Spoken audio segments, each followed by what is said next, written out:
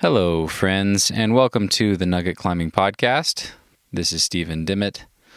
Today's guest on the podcast is John Glassberg. John is the owner of Louder Than 11, a media production company that has been a leader in the outdoor industry for over a decade. If you don't recognize John's name, you have likely seen one of his films or photos, or perhaps you've seen some of his live footage from IFSC climbing competitions in the past. John is a photographer, storyteller, and filmmaker who also climbs at an extremely high level. He's bouldered up to V15, and he is very much a training fanatic as well. So we had a lot to talk about. We covered a lot of ground in this two-part conversation, and we had a ton of fun. John is a great storyteller and very easy to talk to. In part one, we talked about filming with Emily Harrington on her one-day ascent of Golden Gate. John was with her when she sent Golden Gate the first time around back in 2015 in a 6-day push, and he has been filming with her on this project ever since. And he shared some rather harrowing stories from the side of El Cap, including what it was like witnessing Emily's accident back in 2019. He's filmed a lot up there over the years. He's filmed free ascents of some of the hardest routes on El Cap, including Jorg Verhoeven's free ascent of Dihedral Wall. He was also a camera operator for the film Free Solo and has worked closely with many of the greatest climbers of our time. So it was a blast to sit down with him and hear some of his stories. In this episode, we also talked about John's early climbing, about getting featured in the magazines back when V12 was hard. That's in air quotes. It's still hard for most of us. And we talked about his early filming and how Louder Than 11 got started. Finally, in part one, we talked about pursuing the goal to climb V15 and reaching out to Steve Maisch to get some training advice to try to climb the Big Island, John's V15 project in Fontainebleau, and John told me about a very bizarre injury that he is still struggling with. It was really interesting. We do talk about training in this episode, but we get much deeper into the weeds with training in part two, so you can look forward to that next week. In the meantime, please enjoy part one with John Glassberg. Cause no one can do it like we do it, like we do it, like we do it. Cause no one can do it like we do it, like we do it, like we do it. I'm just sound checking still. Tell me what you had for breakfast.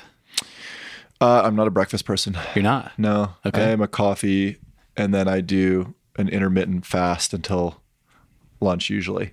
Interesting. Yeah. How long have you been doing that? Oof, a long time. At least 10 years. Wow. Yeah. Okay. I mean, I will eat breakfast. Like, it's not like I always skip breakfast. Like, if I'm going to go, like, do something, but like 99% of the time I'm in here, like, working. That's what no one tells you about making films and taking photos, is that all of your time is actually spent in front of a computer. And like 5% of it is spent out actually doing cool shit. Yeah. So a lot of intermittent fasting when I'm just here drinking coffee and chilling. Is it a productivity thing or is it a health thing or both? Or I actually tried this. I did the same thing for quite a while. Yeah. And I've just recently gone away from it. So I'm really curious. I found that I'm definitely a morning person, and I definitely am like way more productive from 7 to 11 o'clock in the morning. So I usually just focus on work stuff in the morning, and I can get a lot done, and then I can like, and then I'll eat some food, and then I'll like be less productive for the rest of the day. Okay. But if I'm like going climbing or something, I will definitely eat. Okay. Because I'm a big guy. I'll like crash pretty hard. And You are, yeah. How tall are you? 6'3". Okay. Yeah. Yeah. What does a breakfast look like on a climbing day if you just need to get some fuel? Or an El Cap filming day? Yeah, well, that's a totally different game. But I guess like a climbing day would just be like cereal. Okay. Yeah, cereal and milk. Yeah. Maybe a banana. A lot of coffee, a lot of water. What's your favorite cereal or go-to? I'll do like, I'm not picky at all. I don't have like a very strict diet whatsoever. So I'll do like any type of granola, anything sugary. Okay. That goes down easy. Yeah. I don't like, especially if you wake up early, I hate trying to like force myself to eat. But if it tastes good, then it's nice. Okay. Yeah, I can get it down. Okay. Yeah. What about the LCAP day? That's just all about calories. I think it's just as much food as you can stomach throughout the whole day. I'll just bring like a huge bag of bars and all kinds of like weird meat jerky stuff and like a little bit of everything, bunch of sandwiches. I'll probably eat like 3,000 to 4,000 calories in a day doing that. Sure. Because you're just like out all day. Like when we were shooting with Emily, like for like Sen Day, basically, she's like waking up at 11 p.m. and we're like, I was probably up at 11. I basically didn't go to sleep. And then we're there until, we went to bed the following day at like 4 a.m. Jeez. So it's like 20 plus 30 hour days, Yeah. Yeah. So that's like that's like a major day of like eating. Yeah. Yeah. and drinking water like all the time. What about caffeine? Tons of it. Yeah. Okay. Yeah. Yes. More the better. Yes to everything caffeine. I mean, like shot blocks with caffeine all the time. Okay. Gels with caffeine. Yeah. Yeah. I'm not picky at all. As long as I can stomach it, I'm psyched on it. I think you kind of pay the price the next couple days because your stomach's a little tweaked, but yeah. So interesting. Okay, so we just kind of rolled right in, but hi. Really nice to be here and to be chatting with you, man. Yeah, thanks for having me. I'm really glad we connected. Yep. We were just talking about Emily Harrington. So you guys just got back from Yosemite. Yeah. Tell me about that. How was the most recent shoot? Obviously, she sent. Yep. Successful shoot. Yep. It was awesome. It was like, 5 years in the making, basically, which was really satisfying. I just learned that today. Yeah. That you've been working on this for a very, very long time. Yeah. This kind of started in 2015 when Emily first climbed Golden Gate, which took her 6 days. And, it was kind of her first foray into big wall free climbing. So I think we had kind of like sowed the seed at that point. And it was, just in the background, she was always thinking about trying to do it better and faster and in a more respectable style for her. And I think, for any professional athlete, that's kind of like the ultimate pinnacle of achievement in climbing, which is like, some people want to climb 9A or they want to, boulder V15 or whatever. But like, I think free climbing LCAP in a day is like this crazy benchmark achievement that once you've done it or tried it, what it takes to get there. And we were along for Emily's whole process, which was extra special. And like all the highs and lows, because there's been some crazy stuff that's gone down in her attempt to free climb it. So this year was like, we were just like, please just don't crater and die and let's have a great time instead of all this like scary stuff that's happened with her in the past. So I had her on and we talked about her fall. Yep. And you were there. Yeah. It was really scary. Yeah. I think I didn't, because she was fine, and she walked away more or less unscathed. I think I didn't fully appreciate it until I heard you talk about it a little bit, having seen it. Yeah. Yeah. It was really messed up actually. Like I've been a climber since I was 11. So 25 years now. And I have been around a couple climbing accidents here and there that have been like kind of bad, but removed from my direct involvement. And I've never been with like a friend that's gotten like hurt or taken a bad fall, especially when I've been directly involved. And also like kind of feel like responsible for, because I'm there like, capturing this too. So I'm certainly not responsible, but at the same time, you are there and you are encouraging it. So it's not like you're not associated. Sure. Yeah. You're at least guilty inside. I felt guilt, yes. But she cratered really bad, and it was way worse than I thought at first. Like it was pretty bad. Like she took this huge fall. It was really scary, and she smashed into the wall really loudly and made this horrifying noise, and like her headlamp came flying off and smashed on the ground next to us, and then it was like total darkness because it happened at like 4 a.m. or something. Okay. And you're filming from the ground. Yeah, I was just sitting there filming with Alex Honnold, who was belaying her. Okay. And Sonny, his wife now, was just like sitting next to him. She had come up for the day to support and hang out, and so it was me and Alex and Sonny. And Adrian and Tara, another filmmaker that was working with us, had gone around the top. Yeah, Tara Kirshner. Okay. And so they were kind of removed, but they were still part of our group. Yeah, and so we like, she falls, it goes dark, you know, it's like really scary. And then she like kind of comes to after a couple seconds and, you know, just starts like wailing, like horrible, heinous wailing that we were like, oh my God. At first I thought she was dead. Jesus. And then I was like, oh, okay, she's alive. But like, we didn't know, she couldn't communicate really at all. The footage is crazy. Oh, you're filming. Yeah. Cause I was filming Alex, like getting ready to simul climb with her. Yeah.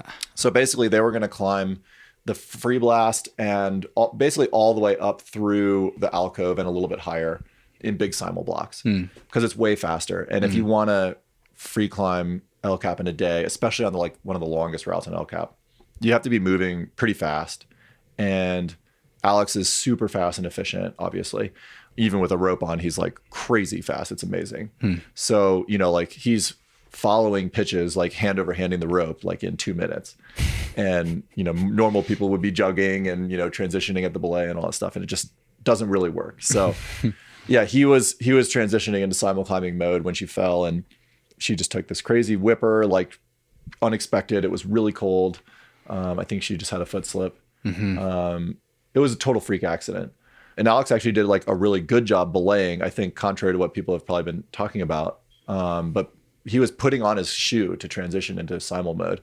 And when she fell, Alex, like the rope pooled up in front of him, like a huge amount of rope just like pooled right in front of him, like piled up in a stack. Yeah. And then went out really quickly. Yeah. And he grabbed the rope above the gree and stopped her with his hand. So I don't think he actually even like did much. Yeah. Because I think she had already hit a ledge or like gotten wedged in like a, like kind of like this weird triangular portion of the wall where it kind of dihedrals. Okay. So she had already kind of like stopped when he grabbed the rope.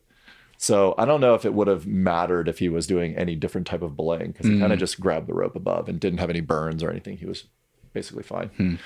Yeah. So he transitioned into like a climbing mode, and he went up to her and kind of stabilized her and was like, I don't feel comfortable moving her. You know, she's complaining of neck and back injury and pain and all this stuff. So we were like, okay, like we called search and rescue, and they came and got her off the wall. And it was at the first pitch. So it was like pretty low to the ground. It was like still dark. And yeah, we just kind of wheeled her out of there and sent her off on her way to the hospital in Fresno. Jeez. And I mean, if it had been, had been anyone other than Emily Harrington, like they would have exploded and turned to dust. But that girl is so tough, man. She is a hard climber girl. Like it's awesome. Yeah. So that was like very relieving that she didn't have any like very serious injuries. Yeah. But I think she did actually have some like strained tendons in her elbow, maybe in her shoulder. And I mean, obviously she smashed her head really hard. She wasn't wearing a helmet. Yeah. And concussions are no joke. Right. But overall, I would say she mostly came away unscathed from what could have been like a very serious accident. Man. Yeah. So this year, as people have likely seen and heard, she sent the route. Yep. And if people have looked at Instagram, there's a number of pictures with her with a big scrape on her head and a bandage on her head. What happened with that? Yeah. So I don't know. It was like in classic Emily style, like nothing went down without like a dramatic moment. You're like, yes, thank you. Yeah, I was like, wow, Great this is amazing. A couple of times Adrian and I looked at each other and we were like, wow, this is really good content for the movie. Such an interesting dichotomy, I guess. I don't know. Yeah, it was crazy. I was like, I can't believe this is happening. This is nuts. But yeah, so I guess I'll tell you about the day. So yeah, woke up really early. She wanted to climb like up to this portion of Golden Gate called the down climb, which is like a little over halfway up the mountain, but a lot of climbing. So like 20 something pitches in. So she wanted to climb up to there in the dark, basically, so she could climb the down climb in the shade before it goes in the sun. Cause otherwise it's really hard. It's slippery, technical down climbing slab. It's like a heinous pitch. So yeah, her and Alex like started up simul climbing, and they simuled the free blast and, you know, went up across and threw the monster off with into the alcove and got up to the down climb in pretty good time, like right before sunrise, which was awesome. I think it was like maybe 4 hours from the ground to there, which is crazy fast. Yeah. I think they did it in like 4 pitches basically, or 5 pitches. Gee, how many feet of climbing? Well, it's weird Ballpark. because you climb up the free blast and then you down climb like maybe 200 feet to like off Mammoth Terrace down to Hart Ledge. Okay. And then from Hart, you do some traverses as well. And then you climb up. I mean, it's probably, I don't know, 2,500 feet of climbing. Jeez. It's a lot of climbing. Yeah. And like Golden Gate is, I think that in the topo, it's like 30 plus or 40 pitches basically. Yeah. It's kind of weird. Like pitches don't really matter when you're simul free climbing in a day because you're kind of just connecting things and stopping where it makes sense. And then when you get to hard pitches, you like throw down on the hard pitch. But yeah, they climb really well up to, Emily was cruising. Like she looked like a beast, like a totally different climber than, I had ever seen. And I've been with her on El Cap for the past 3 seasons, like filming with her. So wow, it was sick. Like she was a totally different climber and looked like super confident, like crazy fit. Like at one point, Alex like looked up at her and he was like, "You look like so buff right now. You're like so fit. It's crazy." And you could just like tell she was in like a different shape. Like it was a different scene. It was sick. Yeah. I was like, "Oh shit. Okay. This is like going to happen. Like it's going down this year, like for sure." Cool. So yeah, she did the down climb after like one little foot slip. She like repeated it and went and sent that pitch. And then there's like a bunch of filler pitches that are pretty easy to get up to this pitch called the Move, which is like a 513, like long sport pitch basically on this amazing head wall of El Cap. And yeah, she like fired that off first try. It was like 10 a.m. or something and was like totally cruising, looked like she was just going to stomp the route. Like it was going to be no biggie, and climbed up through the chicken wing chimney. And then this last couple little like 511 pitches to get to this area called the Tower to the People, which is maybe, let's see, it's like 1, 2, 3, 4, 5 or 6 pitches from the summit. So it's really close to the top. And once you're on Tower to the People, there's 2 crux pitches. There's the Golden Desert, which is like a 13 minus, and then the A5 Traverse, which is also a 13 minus.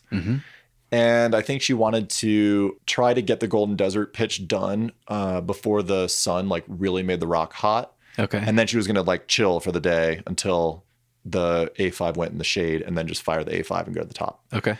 Because it's all like, it's weird. You're trying to like climb it in the best conditions. And if it's at your limit when you're, 12 hours into a day, you want to like throw it down. You don't want to like fall. And every time you make a little mistake, it like kind of translates down the line and it gets harder and harder and harder. So every time you fall, it's like, ooh, like put that hash mark, mark that off. That's one fall. Like you don't have a lot of those. Yeah. So she went up and started climbing on Golden Desert, and it was, I don't know, 11 o'clock or noon or something like that. Honnold bailed. He jogged out. Oh, funny. Yeah, because we had a rope fixed to shoot.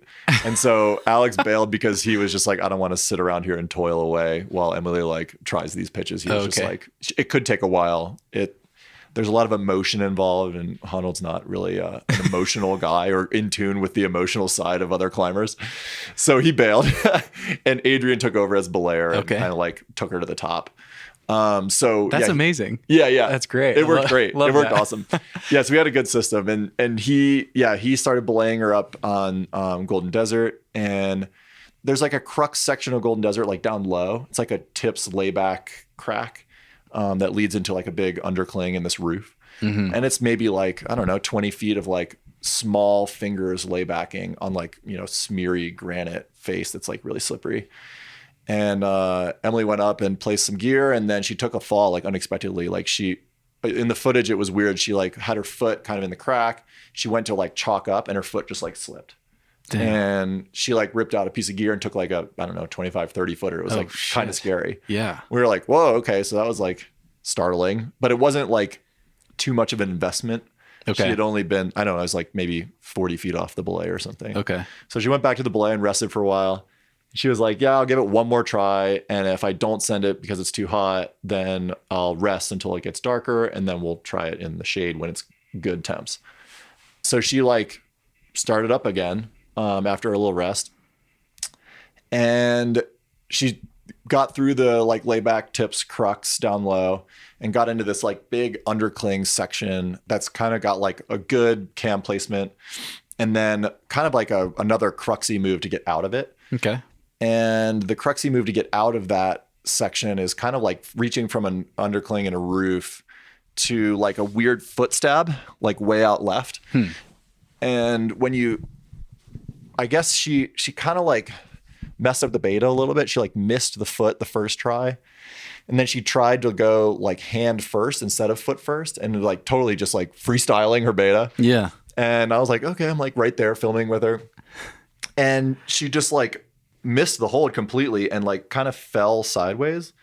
And she must have only been like 5 feet out from her piece of gear that was put in the roof, like right behind her. Okay. But it had like a 120 sling on it. So it was like slung long, and she was like maybe 60 feet up on the pitch or whatever. And she just took like this pretty big whipper because there's a lot of slack out, and like, it was like through a weird portion of the wall that kind of like snaked around and stuff. So it was like a lot of rope. And she took like, I don't know, 20, 25 foot fall, which would have been totally normal. But I think the way that she fell, it was like kind of sideways. And in the footage, it looks like she kind of like slides sideways. And then the fall is totally normal. She like comes to like an almost normal stop on the rope. But then she like whiplashes her head into the wall, like almost looks like it was like intentional or something. It was crazy. Like it looks weird. Like you watch the footage and you're like, oh no. It just looks really bad, and it makes like this horrible noise. And she puts both of her hands to her face, like to cover her face. Yeah. And like as soon as she falls, she puts her hands over her head, and then she brings her hand down a second later, and they're just full of blood. Oh. And like blood is raining down. Blood is all over the belay down below, like dripping down on the people that were at the belay. There's like splatters all the way down.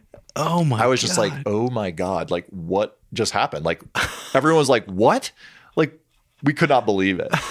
So Adrian lowers her down to the belay, and she's obviously like really upset because I think, at that moment she thought she was being robbed of the send because it felt really unfair. And I think she just kept saying over and over again, she was like, this is like not fair. Like it's not right. Like something's like not right with this because she was so fit. Like you knew it was on. She was absolutely going to send. And then this happens.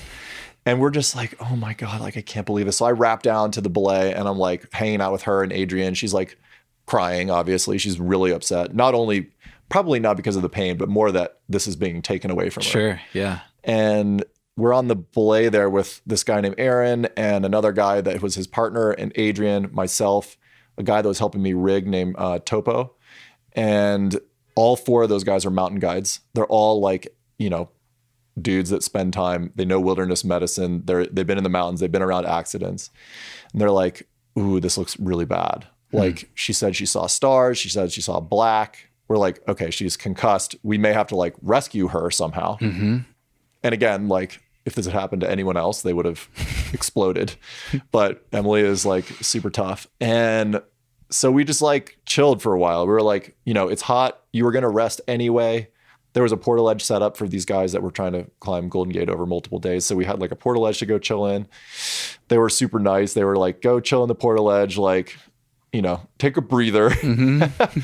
And we were all just kind of like, okay, let's just see what happens over the next, couple hours.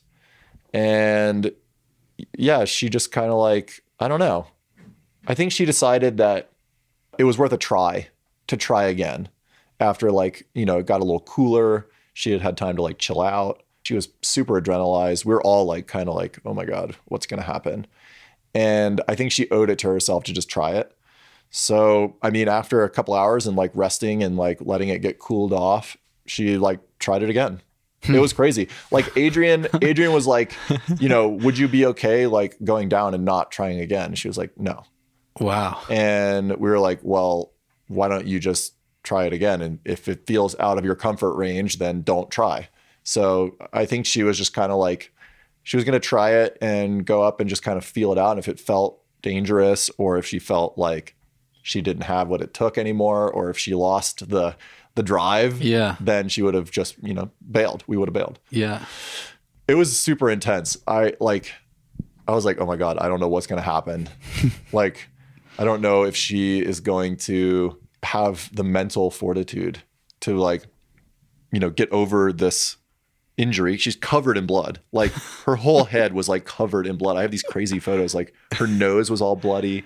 It took like a like, I don't know, a dime-sized chunk like right out of her forehead. Yeah. It was crazy. It was like a perfect circular chunk, and you could like move the skin around and see like into her head.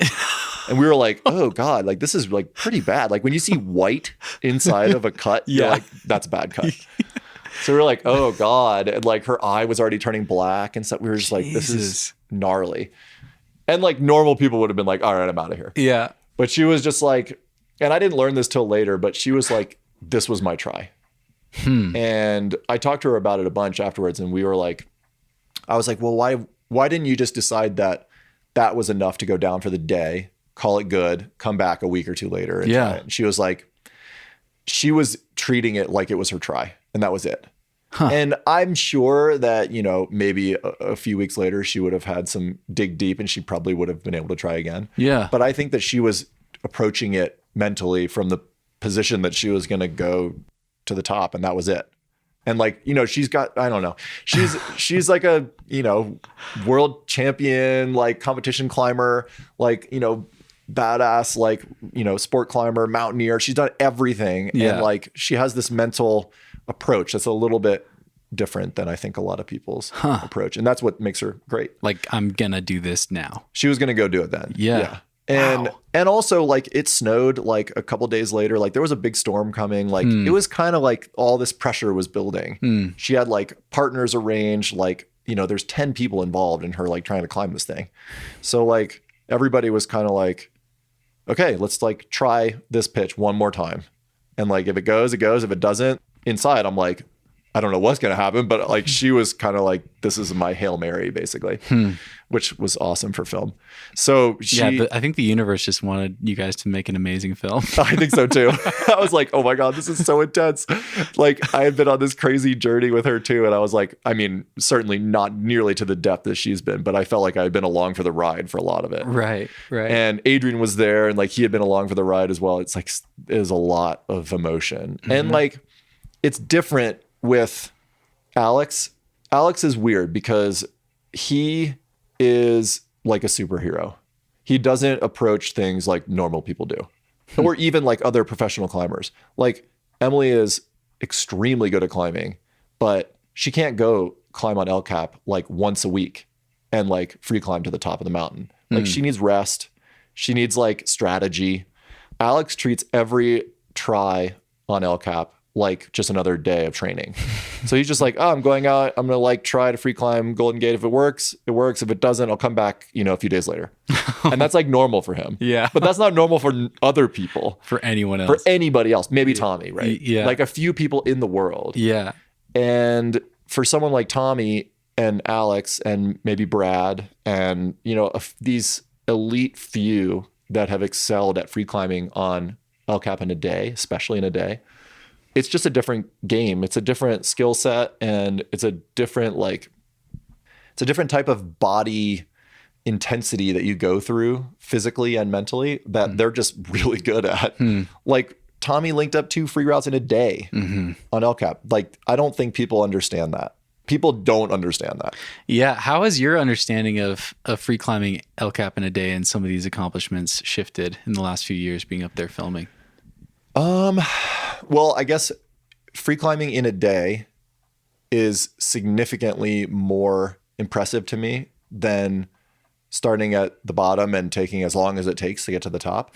Because if you're free climb, and I'm not trying to take anything away from anybody that free climbs over multiple days and you know, sends these amazing climbs like the Nose or Magic Mushroom or Dihedral Wall or all these crazy accomplishments that people have done. Yeah. But there's a big difference between climbing something from the bottom to the top in a day in a 24-hour push than there is for kind of just toiling away until it gets done. Because if you can take rest days, and if you can like work pitches, and like if your objective for the day is a crux pitch, there's such a difference, like mentally, physically, just the whole deal is totally different on like the in a day scale. It's just drastically different. So that's changed a lot. Like I've shot with Jorg on the Nose and Dihedral Wall, and I've shot with Babsy and Jacopo on Zodiac and Magic Mushroom. Yeah. And I've shot with Lynn and Nina on the Nose, and Emily on Golden Gate twice, well, multiple times, and Alex when he free soloed Yeah, I just learned that you also shot on that. I'd forgotten that. Yeah. So like I've done a lot of the walls now. Like I've been up almost all of the like main free climbing routes now. Okay. And like some of them don't get done in a day. They just can't. Like dihedral wall would be so crazy to do in a day. It's like 10 pitches of like 13 plus or harder. Yeah. So like some routes are like not really free climbable in a day, or they are, eventually they will be. Like someone will probably free climb the Dawn Wall in a day if they want to. Like I'm sure that's possible at one point. But right now, nobody's really doing the really hard stuff in a day. But yeah, like my perception of what an in a day ascent is changed drastically. And most people, if they're free climbing in a day, besides Alex, Tommy, and Brad, were climbing on Freerider. And the difference between free climbing Freerider and free climbing any other route on the mountain is that like Freerider kind of boils down to like, can you climb all this like relatively moderate terrain in a day? And can you fire off this one crux pitch? Right. And if you can do the crux, you're set. Like you can definitely start leveling up to that in a day thing if you've already done it, over multiple days. James Lucas is a great example. Like the guy realized that he could free climb the route over multiple days. And then he was just like, you know what, I think I can do this in a day. And so he just, toiled away at it until it was his. So, and I think that's what gets lost on people. And that's why I think Emily's accomplishment is so impressive, because Golden Gate is essentially Freerider, but with, 4 very serious crux pitches all at the top of the mountain. And they're all like, a little about the same grade as I would say the boulder problem probably comes down to. So like you have a lot of very serious climbing right at the top of the mountain, which has shut down people like all the time. Honnold got shut down. Brad got shut down. Ethan's tried it twice, got shut down. Yeah. Like people get annihilated on this route. Yeah. And it's hard because it's long, and it's hard because it's, stacked climbing right at the end. And it's just when you're 16, 18 hours into a day, like you just don't have the same strength that you normally would. Right. And that's why the in a day is so much different from the like multi-day in a sense. Like if you are tired and you're not going to send your crux pitch for the day, you can take a rest day. You can chill until it's dark. You can do whatever you need to do, whatever your tactic is to get ready to, send that pitch. And that can be your only objective for the day. But when you're climbing, when you're free climbing in a day, it either goes then or it doesn't. And that's like, I don't know. I hope that this film that we're going to make will kind of, I don't know, raise awareness to the difference. Yeah. Because it's drastically different. Yeah.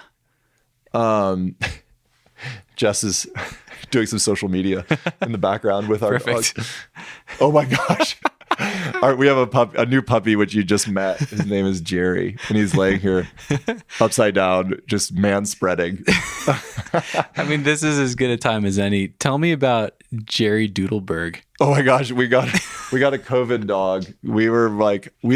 Jess and I wanted to get a dog for a really long time, and we were like, oh man, we should just do it during COVID because it's like the perfect time to get a puppy.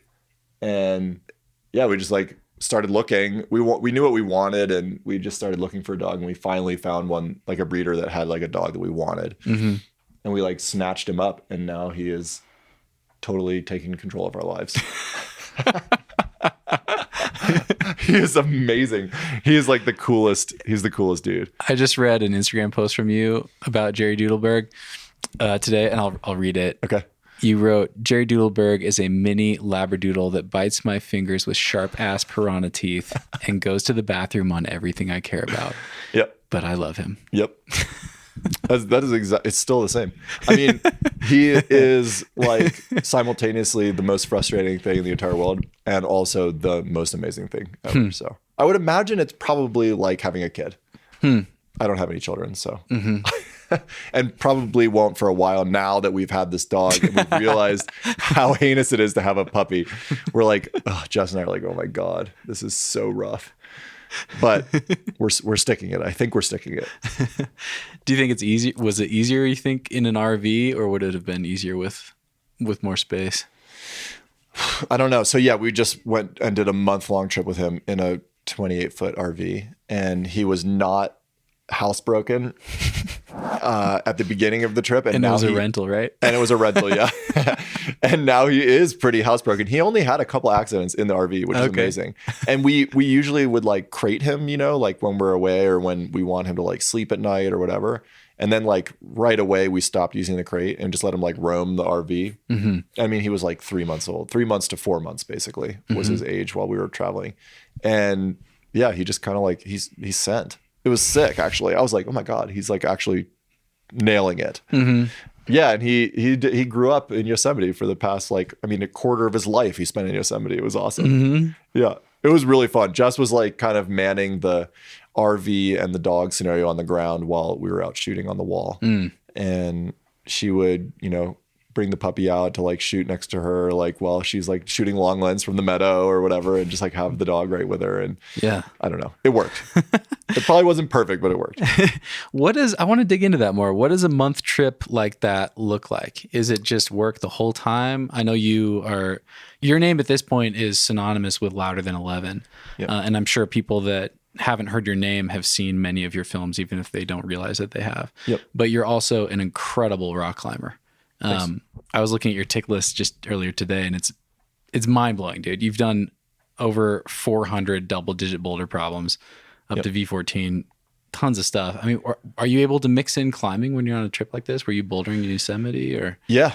I mean, it's hard. Like, I think that's the age old conversation that the balance all freelancers have with like, you know, photo and video in that world. Like, how do you find the time to climb, but also you're out there shooting, climbing. It's like, well, and most people choose, I think, or prioritize one versus the other to some extent. And you seem rare to me in the sense that like you might have built the most prolific production company in the outdoor space and you climb at an incredibly high level still. And, you know, it's so rare that you see both of those things. I can't really think of many other examples at all. Yeah, I mean, there's a few people that still shred and that are, you know, in the photo video world, like Tim Kemple, for example, is a great example. He still crushes. Mm-hmm. But yeah, I think you like find, I think as I've gotten older, I've gotten better at climbing for sure. Like I'm definitely technically way better. And I also technically kind of understand how to train better, how to, you know, focus on objectives better. Like when I was younger, I would just climb on everything all the time. And it was just like, whatever, right? Like barely ever like actually training, just like climbing in the gym like crazy on boulders that were set by whoever and going out and trying to send projects, right? Mm-hmm. Like there was no structure. And I think over the past 12 years that Louder Than 11 has been around, that I've kind of like matured into being a filmmaker and a photographer, but also still want to have like climbing goals. I think like you just have to be better with your time. Like you have to be more focused on what you want to try to achieve with the time that you have. And like, I mean, I have, you know, a significant other, I have a dog, like all this stuff starts to kind of add up. So you got to be really wise with your time. And so I think like it really helps to like make plans and set goals that are like actually attainable. And I found that over time I've like gotten a little bit better at it. And I'm super type A. So I like love, you know, like making a schedule, sticking to a plan, like trying to do something specifically. But it gets really hard on trips. Like if I, you know, like on this trip to Yosemite, like we drove out and we drove from Denver to Tahoe. And then we shot with Emily for a few days there for some film stuff. And then we drove down to Yosemite with her and we shot like a day of her working on the route. And then we took like a week off and just climbed and hung out while we waited for Emily to rest and then eventually climb or make her attempt. So like, yeah, like, I don't know, we squeeze in some climbing time when we have it. And I don't know, I just like, I would be just as psyched to spend 99% of my time at home in the gym if I get the opportunity to go on a trip and then like use some of that strength on a few like really awesome boulders that I'm psyched on. So my objective in Yosemite was to just climb a bunch of like cool highball V10s. Okay. Because it was a little too hot to like really project like ultra hard. And I wasn't really psyched to like toil away on like some V12 or V13 that I may or may not do in the time that I'm there.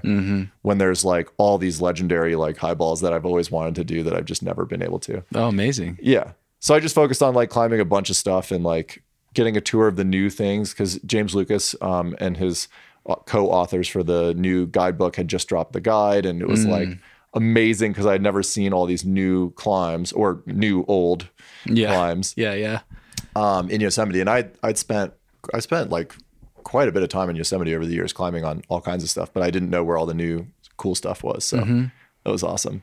And we had an awesome squad. Like it was like James was there, so he was like touring us around a little bit, showing us some stuff. And like we were there with Sean Robitou, and he was like just as psyched as everyone else on all the same boulders. And we just kind of like, I don't know, we toured around. It was like me and Sean and Alex Honnold and like a bunch of other people just like kind of like as a posse, like going around and trying stuff. And it was super fun. And it was like weird in the valley this year because because of COVID, there's no foreign tourists because nobody's coming over from overseas. So usually it's like there's a lot of Asian tourists and a lot of European tourists that just like, they don't really go to the climbing areas, but they kind of clog up the rest of Yosemite. So anytime you're not at the boulders, you're like in traffic, or you're at the grocery store with a bunch of people, or you're like trying to like navigate Yosemite with like all these people around. And it was totally empty. It was awesome. We got campsites every night, like in the main campground. Wow. And that's so interesting. It was so awesome. The only other time that I've ever experienced that was I was actually shooting with Jorg on the dihedral wall when the government shutdown happened. Oh, okay. And wait, was that actually it? No, that was actually on the nose. The government shutdown happened and they closed all the federal national parks. And we were just like on the wall, like on a big wall, and there was no cars driving through the valley. It was totally empty. It was like back to nature kind of feeling. Like you couldn't hear anyone in the meadow. It was sick.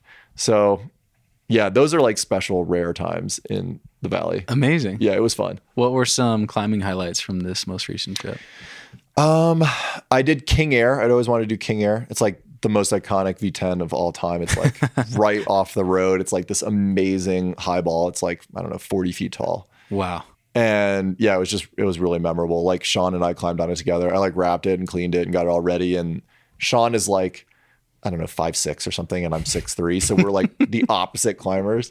So, but he's like, you know, one of the best climbers that's ever lived.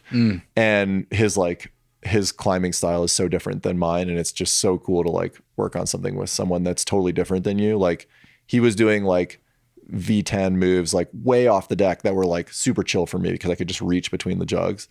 And he's just like throwing down like way off the ground. It was awesome. And like, there's a really classic, there's like an practice aid climb like right next to it. Okay. And so we're like highballing like over these dudes that are like aid climbing, like with ropes. We're like 20 feet above these dudes, like on ropes, like climbing on this boulder. We're like, this is so crazy. So yeah, it was very fun. It's amazing. Yeah. So that was definitely a highlight. There was just a bunch of stuff. I went there in 2011 and we made a film called Park Life, which was like a bouldering film about like me and some bros and like Natasha Barnes, like going bouldering. I had her on. Yep. Yeah. And I watched it again right before I had her on. Nice. Yeah. It was so fun. We just great. Like raged in Yosemite for like a winter basically. Yeah. and so like during that trip, we climbed like a bunch of the like really like classic stuff like Dogwood and Shadow Warrior and Yabo Roof and all like the amazing like V11, V12 things. But I had never gone and like kind of ticked some of the like classic 10s that I had always wanted to try. I've like still never done Midnight Lightning or the Force or anything. I just haven't like gone to them with the intention to like throw down on them. Yeah. Or with like good conditions. And it just like kind of works out. You got to kind of go with the flow in Yosemite. Like, okay. It can be really hot and, you know, granite when it's hot is like, it does not work. Like you cannot send at your limit. So if the conditions are good, then you just go to the best project for the conditions and you try it. Or if it's a little too hot, you dial it back a little and you do something a little different. So that was really fun. And there was like a bunch of new school like 10s that like Jimmy and Keenan and Randy had put up like over the past decade, basically, that are all amazing, that are all like very doable for me. And I was just like, okay, cool. I'll just like go and like mission to this climb today and try and fire it and then rest all day while it's hot and then mission to another 10 at night when it's cool. And it was super fun. Yeah. Amazing. Yeah. So at this point, you've filmed all over the world. I've heard you say that you've spent probably more time on the side of El Cap than anywhere else filming, at least as far as filming rock climbing goes. Probably so. Yeah. I probably spent, I was thinking about this the other day when Jess and I were talking about like, cause I've been in, I think I've spent maybe 2.5 years of my life in Yosemite now. Cause I went there when I was just out of high school. I took like a road trip and I deferred from college and I was just like traveling with my buddy Nate at the time. Okay. And we went to Yosemite. We lived there for a couple of months in the summer and, then just like slowly started going back and back and back. And like, I don't know. It's just a good place to go and like hang. Like you can climb walls, you can boulder, you can sport climb if that's what you're into. Like there's everything there. So that's what I'm curious about. Have you climbed walls? Have you free climbed El Cap? Are you interested in that? I've never free climbed El Cap. I don't know why I'm not psyched on it. I just like haven't gotten stoked on it. Yeah. I mean, totally makes sense to me. Really? Yeah. I think so. I'm a sport climber. Tell me why. It just sounds heinous, dude. Yeah. It does seem heinous. Yeah. Honestly, and I've watched like all my friends climb on El Cap, and the majority of the climbing, 90% of the climbing is like wide, slabby, off-widths, chimneys. Like it's just weird, funky stuff. Mm-hmm.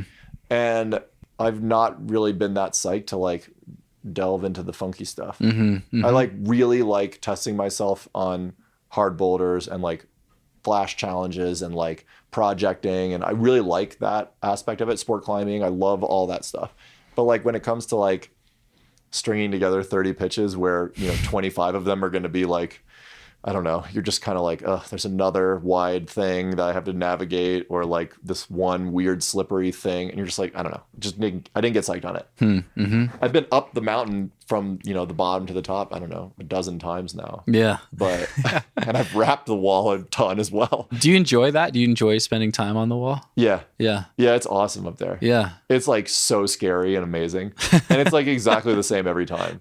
Anyone that tells you it's not scary is lying. Because it's horrifying. Emily said the same thing. Yeah, totally. Yeah. Yeah, Emily and I have talked about it all the time. We're just like, this is so messed up. I can't believe people do this. And then you like go up and do it. It's so cool. Yeah, it's like the coolest thing ever. When you actually do it, it's amazing. Yeah.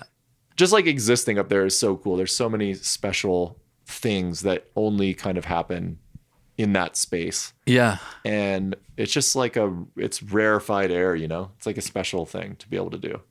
At this point, I imagine you must be one of the best people in the world at like rigging and rope shenanigans and moving around in weird directions in space and that sort of stuff. I can definitely do a few things really well. I would not what say are those? I wouldn't say that I'm like an expert rigger or anything like that. I mean, I can tie some knots and like lower off of an anchor, but I mean, yeah, I can like haul. Yeah. I can do some basics, but like, I don't know. I was up there. I had my buddy Topo assisting kind of like on the shoot day with Emily for the send.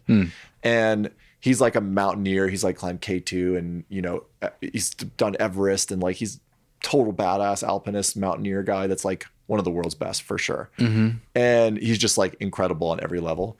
And, he's up there like mountain guiding me around and like tying all these crazy knots that I've like never seen before and like doing all this like shenanigans that I'm like, whoa, this is like really cool. I'm like, I have no idea. I have like so little experience outside of my like really specific expertise, Mm-hmm.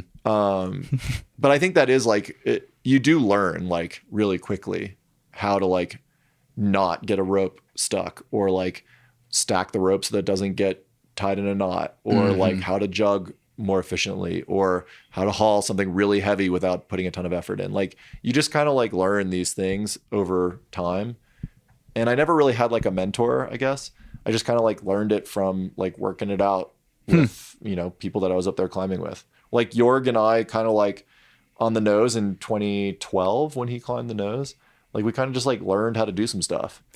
And then again, like with Emily on Golden Gate, Like I was with her the whole time. Like we did all the hauling together. We, jugged together. We did everything. All the mountain work was done together. And we started at the bottom and went to the top. And it was just like a learning experience. I don't know. It's cool. In your first video, you filmed them like learning how to haul on the side of a building or something. Yeah. Yeah. Emily and Adrian got like a how-to big wall guidebook or like a whatever training book. And they like flipped to like the hauling page and like they were like, okay, we're gonna like set up this thing based on this diagram, and then we just like did it on the side of their apartment, and they like learned how to put up a portal edge on film. It was like, it was great. I mean, that's what makes climbing so awesome. I don't know. It's just like learning that stuff is so cool, and you just start to like learn all these little tricks, and you get more efficient. And I am like obsessed with efficiency. So if something's efficient and working well, I'm like, this is sick. Like this feels good. So when I can like, be efficient on a wall, it's even more gratifying, because then you also have more time to shoot, and you have more time to get in position that's maybe different from like the main, line that you're on, or you're able to like rig around or climb some stuff to get in positions that you normally wouldn't. Like it just affords you all this extra time. And yeah, it's really satisfying. Yeah. I'm interested in this efficiency thing, and I'd love to. One thing I'm really curious about with you is your training. Yeah. Especially, maybe we can start here, and then we can just hear about like kind of how you train when you're at home in the office and a more normal schedule. But I'd love to hear when you go on a shoot, somewhere in a really remote area, and you don't have access to bouldering like you do in Yosemite. You don't have time to climb for yourself. Are you doing training? Are you able to do any maintenance? Are you thinking about that? Do you just kind of like take the downtime and recharge and train when you get back? Yeah. How do you think about? Yeah. I think like, for something like LCAP, like if you're shooting on LCAP, me personally, maybe not Alex Honnold, but me personally, I am too wrecked after like a day of shooting up there to do anything for like another couple days afterwards. Okay. So you kind of like take it and, it ebbs and flows when you're able to like get back in the game. But if I'm going to jug, 2,000 feet of LCAP in a day, I'm going to call that like a training day. Like that's training. That's like fair. I'm doing 2,000 pull-ups. Like that's totally fine, know? And I don't feel like bad about it. But I mean, like my finger strength is not like going to be as good after a season of shooting in Yosemite as it would be if I had been training the whole time. But like, I don't know. I just get like, I try to find like a good rhythm. Okay. So like, if I have time to boulder while we're on a shoot in Yosemite, like I'll take advantage of it. If, we can go to the gym, I'll take advantage of going to the gym, like just to climb. And I think that like, once you have a good baseline, it is pretty easy to maintain with very limited effort. Like I started training with a guy named Steve Maisch from Salt Lake City. He kind of wrote a plan for me back in the day. And like we had talked about like kind of like what it takes to, perform at a high level. And he's a tall dude that weighs about the same as me. Okay. And he's like a very high performing climber, and he's an expert in training. He's been doing training type exercises, forever. Yeah. And I've read a lot of his stuff actually. He's awesome. Yeah. Amazing dude. And he like kind of gave me some pretty good information early on when I just started to like really take training seriously, which was maybe, I don't know, 8 years ago or 7 years ago. And he basically said like 30 to 40 minutes, and maybe this is not exactly right, but 30 or 40 minutes of like fingerboarding a couple times a week will like maintain you. Like you won't get any stronger. Like you won't like be sending your proj probably, but you're not going to like hit rock bottom where you need to like dig your way out of like, oh my God, I can only climb V6 now. Okay. You know what I mean? Yeah. So like, I don't know. I try to like do something as little as possible to like just maintain it when I'm out like shooting, or if we're on an expedition or something and climbing is difficult. Like maybe I'll bring a fingerboard, but like a portable board. Yeah. What might that 30 or 40 minute session look like? Repeaters. Oh, okay. On crimps. Yeah. I'm not so much worried about like big muscle stuff. Like I'm not worried about pull-up strength or anything like that. I would just like to keep my fingers strong, because that goes away fast for me. I mean, like I weigh 190, 195 pounds. So like it's a lot of weight to be throwing around. Yeah. I mean, it takes a little maintenance, but I just get like, I try and take advantage of fitness when I have it. For example, during COVID, I got really psyched on Moonbaord. Okay. And like two of my friends had moonboards at their houses, and those were like my main friends that we hung out with during COVID. They were like our pod. And so I would just like rage on the moonboard all the time. And that was my main thing for training. And then to be able to apply that to rock right away feels really good because you can like, you're strong. But if I went to Yosemite for a month, which I just did, and basically didn't climb that much at all, I climbed for like, I don't know, 5 days or something out of the whole month. Like I suck on the moonboard now. And that's fine, but like I'm not like expecting to go out and like semi-proj. So like I don't know. I just kind of like try to use the strength when I have it, and if I'm not feeling super fit, then I'll just put in the time in the gym because I think that's where you actually get strong. If you train, I don't think you get strong from just going to the gym and like climbing on boulders. Okay. Like what's the distinction there? Well, I think if you go to the gym and you're just climbing on like the local route setters routes and you're just trying to like, do, this V10 or this V9 or this V8 or whatever your level is, it gets you to a certain point, but I don't think you actually get stronger. Okay. I think your technique will improve slowly over time like everybody else's, but I don't think you get the benefit of properly training that you get really strong fingers, you get really specific muscular strength. Like if you're training on a fingerboard, you can see tangible results over time and you can see your progression. You can see yourself getting better and stronger. And that like not only is just good for your strength because you're actually getting stronger, but you also see it. And mentally it goes a really long way. Like for me, like I train a ton, usually not COVID time, but normally I was training a ton on a fingerboard. And like, I don't know, you just grab a Beastmaker edge and you're like, this edge is, like this edge that I'm using out on my project. And you're like, I know I can hang this with one arm with 10 pounds in the other hand. And I know that I can just kill this hold. So it like changes you mentally. Like I think you just go into climbing outside thinking like, okay, I'm using feet and I'm using technique and this hold's the same size as this thing on the Beastmaker. Like I should be able to slay this thing. Yeah. And then you just do.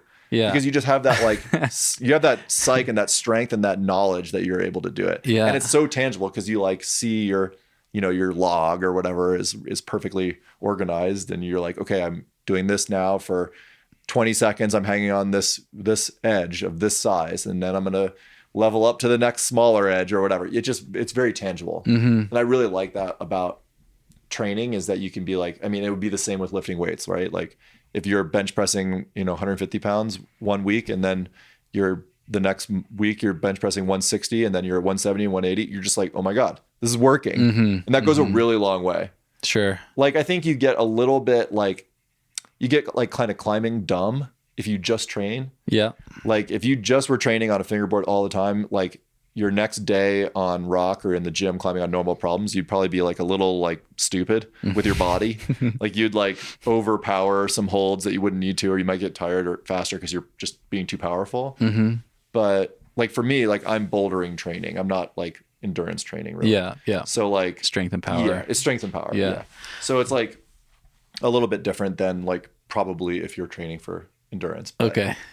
Yeah, you just notice it. I want to clarify something you just said. So is that the Beastmaker 2000, like that center rung?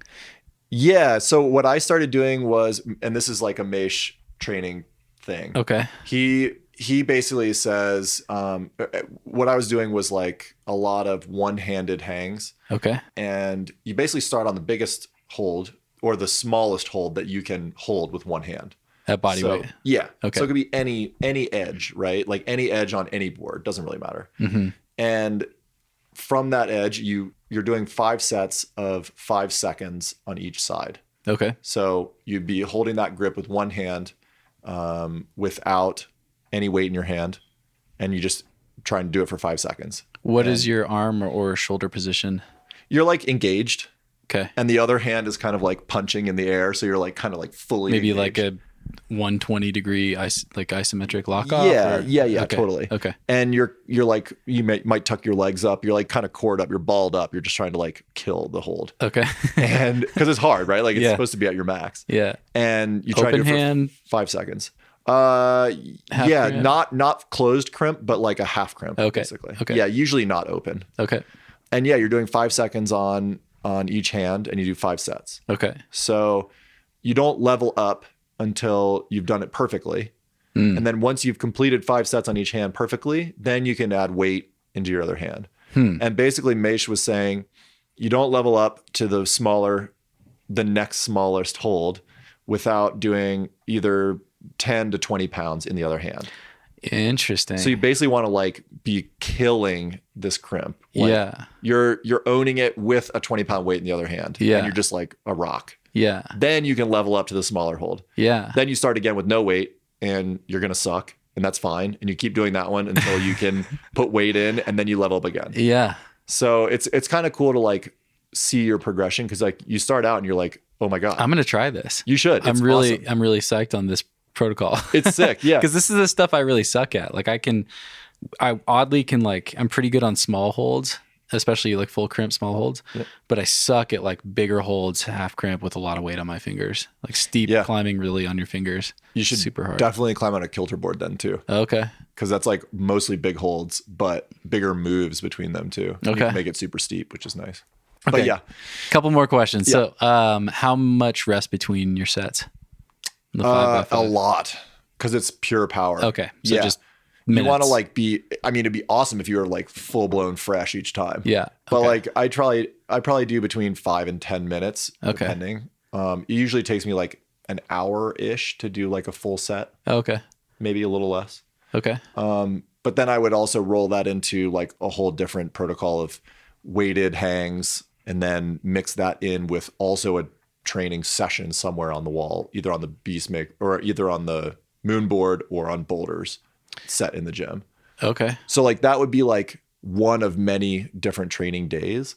But that day, for example, where you're doing the one arm hangs on the Beastmaker edges, you would also maybe do some weighted hangs at your max. Like two-handed, 3-finger drags on the small bottom crimp of the 2000. Okay. You do some max weighted stuff. There's a lot of technicality to it, but you kind of find your max and then you dial it back from there to do your repeaters. And you do a set of 7. I think it's 7 repeaters. So like you're on and then you're resting for 2 seconds and you're back on. That's like 7 sets or whatever. Mm-hmm. You do that once each on a bunch of different protocols, but with a bunch of weight on. So like I would do, because I'm big, right? So like since I'm so heavy, my weight is like crazy. Like because I can put a lot of weight on myself and then like hang from edges because I'm so big. So like I could do like 3-finger drags on like the smallest Beastmaker edge with like 130 pounds or something on me. Jesus. But like Christ. Repeaters, you know? So like you work up to it though. You find what you do a test day at the beginning of your training cycle and you like learn what your max is and then you like do a percentage less and you kind of fine tune it and you make it, you know, doable. But like I trained a bunch with Alex Biale over the past year or two. And like, you know, his weight that he puts on him is a percentage of his body weight, just like mine is. So his weight is less than mine, but you know, he's, you know, 40 pounds lighter than me. Right. So it's a totally different game for him. Like his weight is totally different. Right. So God, the fact that you're hanging one arm with 10 pounds in your other hand on that edge at 195 pounds is like mind-blowing to me. Well, yeah, I mean, climbing for 25 years too. So I started out as a really small climber dude. Like until I graduated high school, I was a senior in high school and I grew from like 5'2" to 6'3". No shit. Yeah, it was rough. What? Yeah, I bet. Yeah, and then after that, I lived in Boone in North Carolina for a year. Man, and I deferred from college because I didn't even know if I wanted to go to college. And I was like working in this like lumber yard, like I was like lumberjacking. Okay. And I worked for this company that made log cabin kits. So like if you could probably, I'm sure this is available almost anywhere in a mountain community. You can buy like a house kit basically. Mm-hmm. So like you could buy like a 2-room log cabin and they will come and like build that kit on your property for you, or you can even build it yourself. They just deliver it to you. Okay. We used to make the logs that would make the kit. So we were moving like these huge logs like all day long. And I went from like a 6'3", like 155, 160 pound, like little string bean to like pretty big dude. I probably gained like 30 pounds in muscle in a year just working at this like log place. It was crazy. And you were climbing through You started climbing really young, right? At like 11 or something? 11, yeah. So you're climbing through that whole growth spurt and which was sick when I was ultra light and just small. way taller. Yeah, it was amazing. I mean, back then, like, I mean, this is probably 2002-ish when I graduated high school. And I mean, like, if you climbed V11 or V12 back then, you were like a superstar. Right. Like, I remember, like, I climbed like some V12s and like I got in like some magazines. Like, could you imagine getting in a mag this day and age for climbing V12? That's like hilarious. Right. So yeah, like, I don't know. It was just like it was a different world back then. It was fun. I mean, I basically just like, I worked the night shift at this logging place and I climbed all day. Like, I barely slept. All I cared about was climbing and like making enough money to survive and climb. Mm-hmm. And yeah, it was pretty hardcore. It was awesome. Yeah. It was really fun, actually. I had a good crew of friends like in Boone, and we just like climbed on all these amazing climbs that nobody knows about that are like not in the guidebook still to this day. And yeah, there's some rad climbing in Boone. It's amazing there. I really want to go, actually. A close friend of mine's trying to get me out there. Yeah. You should definitely go. It's so sick. But you have to go with a friend that knows it. Oh, okay. Who can show you around and like kind of tour you to the good stuff. Because there's no guides. Like, it's the best kept secret, I think. Not anymore. Yeah. Yeah, but you still need a bro that can take you around, that can show you. Yeah. Yeah. Cool. Okay. Yeah. That's really exciting. And then what? Did you go to film school?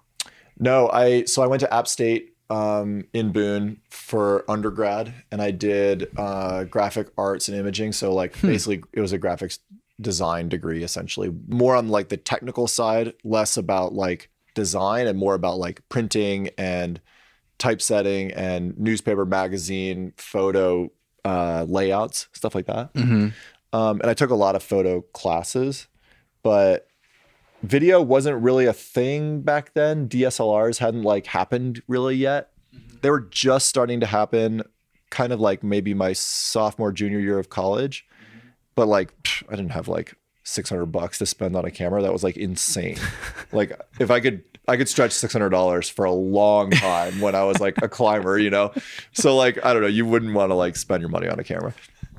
But I remember I bought like a Canon like 6D or something, like the first like Canon, or maybe it was like a 6500 or something like that, like SLR that could shoot video too, maybe in my junior year of college. And I just started shooting video like all the time. And I had met this guy named Jordan Shipman, who I started the company with in 2008. And was he in that Park Life video? Yes. Okay. Yep. Yeah. And we were co-owners of Louder Than 11 until 2015. Okay. And then we parted ways. Okay. But yeah, so he and I kind of like started it out. He basically just wanted to film climbing, and I was like, oh my God, like all my friends are climbers and I climb, so let's get it, you know? And so we just started shooting like crazy all the time. And we had like a little JVC like handy cam. It felt like very like skate style, you know? It was like, it was rough, dude. Like, we were not making anything pretty at all. It was just like me and our friends, like. But it was like the only thing. It was the only thing, yeah. And back then, the only other thing that was happening, the only other game in town was Momentum Video Magazine, MVM or whatever. They had their like thing. That was like an online thing. It was like Mike Call and a couple other guys that were kind of like putting climbing films together that were just like beta videos, like send films of like all the hardest stuff getting done. Okay.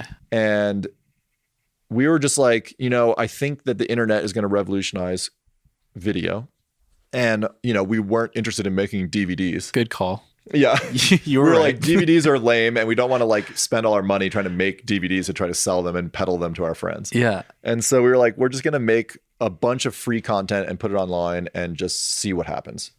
It was kind of like, you know, that, you know, the South Park where they're like the underpants gnomes, and the underpants gnomes are describing how they're going to like make it.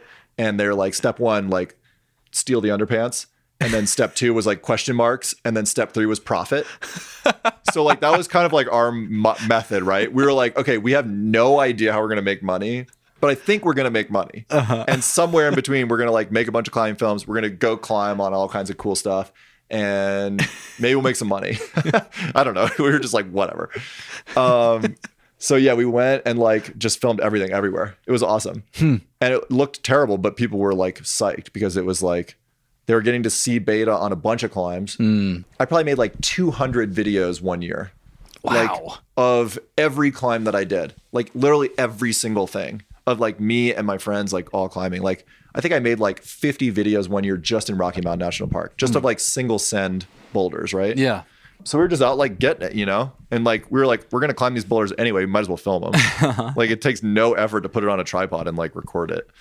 And yeah, so we just did that for many years. And then I basically was like graduating from undergrad. And I was like, I don't really want to leave Boone yet. I was like psyched on Boone. I wanted to like climb a bunch of stuff there still. So I was like, I'll just like go to grad school and like keep doing this thing. So I went to grad school there as well. And I got a degree in like business and like a kind of a business tied into graphic design. Okay. And I wanted to open a climbing gym and like have a climbing gym and like still do the photo video side of things. And I was like kind of into marketing and stuff too. So I was like, I can kind of do the marketing for the gym as well. So I kind of felt like it was like a skill that would apply really well to also being a gym owner. Because I could market it and I could also do the promo work for it. I could do the photos and the videos. I could do all the stuff that basically you needed to do to own a gym, including like running the business and, you know, the books and all that stuff. So yeah, like I was like psyched on getting a gym. I actually almost bought a gym. I made an offer with a couple friends to buy this climbing gym in Charlottesville in Virginia, where I grew up. And kind of a crazy story, but the guy that we were trying to buy the climbing gym from was interested in selling it to us. And he like, we made an offer. It was like well over his asking price. We knew what it was worth and all this stuff. We offered him, you know, his asking price basically. And he called his wife and he was like, they want to offer us this much. Like, should we do it? And she was like, no, you need to do this. Like, you need to see this passion project of him owning the gym through. And he, I guess, like denied us, you know, he was like, no, I can't do it because of my wife. And then like, I think maybe a month or two later, he got in like a crazy drunk driving accident and like hit another guy on a motorcycle. He was the one that was drunk. And like, I think he killed the guy and he ended up like, I don't know if he actually went to jail, but he was like really hurt from the accident. And he like was implicated in this like, you know, like manslaughter case. Yeah. It was crazy. And then he lost the gym, but we had already kind of moved on. And it was just like a crazy turn of events that ended up like, we ended up not buying the gym. And then we kind of went a different way. And I kind of went all in on Louder Than 11 at that point. So it was like a weird turning point because I was graduating from grad school, wanted to buy the gym, but also kind of wanted to get into photo video and then like really just dove into video at that point. How has your vision for Louder Than 11 or for creating art and sharing stories, how has that evolved over the years from making short skate style, you know, sending films to, I mean, you're working on a feature film right now. Yeah. Yeah. Yeah. I think like, I think you realize pretty quickly that if you want to make it, that just shooting beta vids all day long is only going to get you so far. And by make it, I mean, make something that you're actually proud of. I think that's the main thing is like, I could shoot, you know, the hardest sends in the world all day long. And that would be one thing. And that would be like kind of like the mellow climbing side of things, right? Like they're interested in the best climbers in the world doing the highest performing climbs they can capture on film. And that's one thing, right? But then there's like the narrative side of things, which is storytelling, which is telling people's stories that lead to great things. And I'm definitely the most psyched on telling people's stories, but really like that are rooted deeply in performance. Like I really like high performing rock climbing. Like I'm less inspired to make a film about like, you know, John Smith over here who, you know, climbs 5'10", but is like interesting in their community or something like that. That's someone else's project. Like I'm not so psyched on that. Like I'm interested in like the best climbers in the world who also have rad stories, who go through, you know, their ups and downs to get to their goal. And I think those are the stories that are like ultra inspiring. And they're also a lot of my friends. So I get to like see what they're going through and like kind of live it with them. It's a crazy journey. It's awesome to capture too. And to also convey to your, audience that wants to see what it takes to do these things. So that's what I really like. And also capturing it cinematically, like getting better and better technically at filming and storytelling, like filming beautiful things, but also storytelling within that is really exciting. It's a really cool challenge. And to be able to like tell someone's story really well and like evoke some sort of emotion from people watching is awesome. It's very satisfying. So I think I realized like, yeah, I can shoot like my friends like throwing down on V12s or V13s all day long, and that's fine. I could probably have like a cool YouTube channel, but that's not going to like really be fulfilling long term, I don't think. And that's kind of why like I'm interested in like doing a feature and like, telling bigger, more dramatic stories, even like, outside of the climbing world. What does that look like? Well, I don't know. I'm going to figure that out, I think, in the next few months. I mean, this Emily Harrington film is definitely the first like full blown feature film that I've ever worked on. Yeah. Like I've made some like long climbing films. Yeah. But there was no real narrative to them. They were pretty simple. Yeah. Like pretty simple narrative structure. But like this Harrington film is a pretty detailed look at Emily's life and what's gotten her to where she is today, and all working towards this accomplishment of climbing El Cap in a day. So her like history is super compelling. It's really cool. Like her dad shot her since she was born with his like Handycam VHS or Betamax camcorder. And so we just have all this insane footage of her from when she was born until she left home, basically in her early 20s. And it's amazing. Like he went all over the world with her and like shot her in, comps and, traveled with her to go climbing and belayed her on her first 514 and all this awesome stuff. And there's footage of all of it. So it's a really compelling story of like one of the world's best climbers. Certainly maybe the best living all around climber that has performed across all disciplines, which is really crazy. Like she's won World Cups. She's really been national champion 5 times. First woman to climb 514 in rifle, second woman to climb 14B in America. She went and like won Ouray Ice Fest. She's, multi-pitch trad climb. She's climbed El Cap in a day. She's climbed Everest. She's done the speed record on Cho Yu. Like the girl has done everything. Everything. Like as soon as you start adding all these extra layers, you're like, oh shit. Like, yeah, she might be one of the most well-rounded climbers of all time. Like crazy, her accomplishments. So yeah, that's been like a really awesome journey to like be able to because I've been documenting stuff with her, both commercial and non-commercial work for at least 8 or 9 years now. So we've kind of been through a lot together, which has been cool. So we've like traveled a lot together. We've, had some highs and lows, and it's awesome to like kind of ride that wave and see these accomplishments and these benchmark moments like kind of happen, which is awesome. Yeah. Do you have any like dream film projects that you haven't started yet, or do these things just kind of happen? Like, was this film with Emily, was this like a kind of story that you were looking for or hoping to tell, or did it just evolve and become what it became? It definitely evolved since 2015 when she sent Golden Gate over multiple days.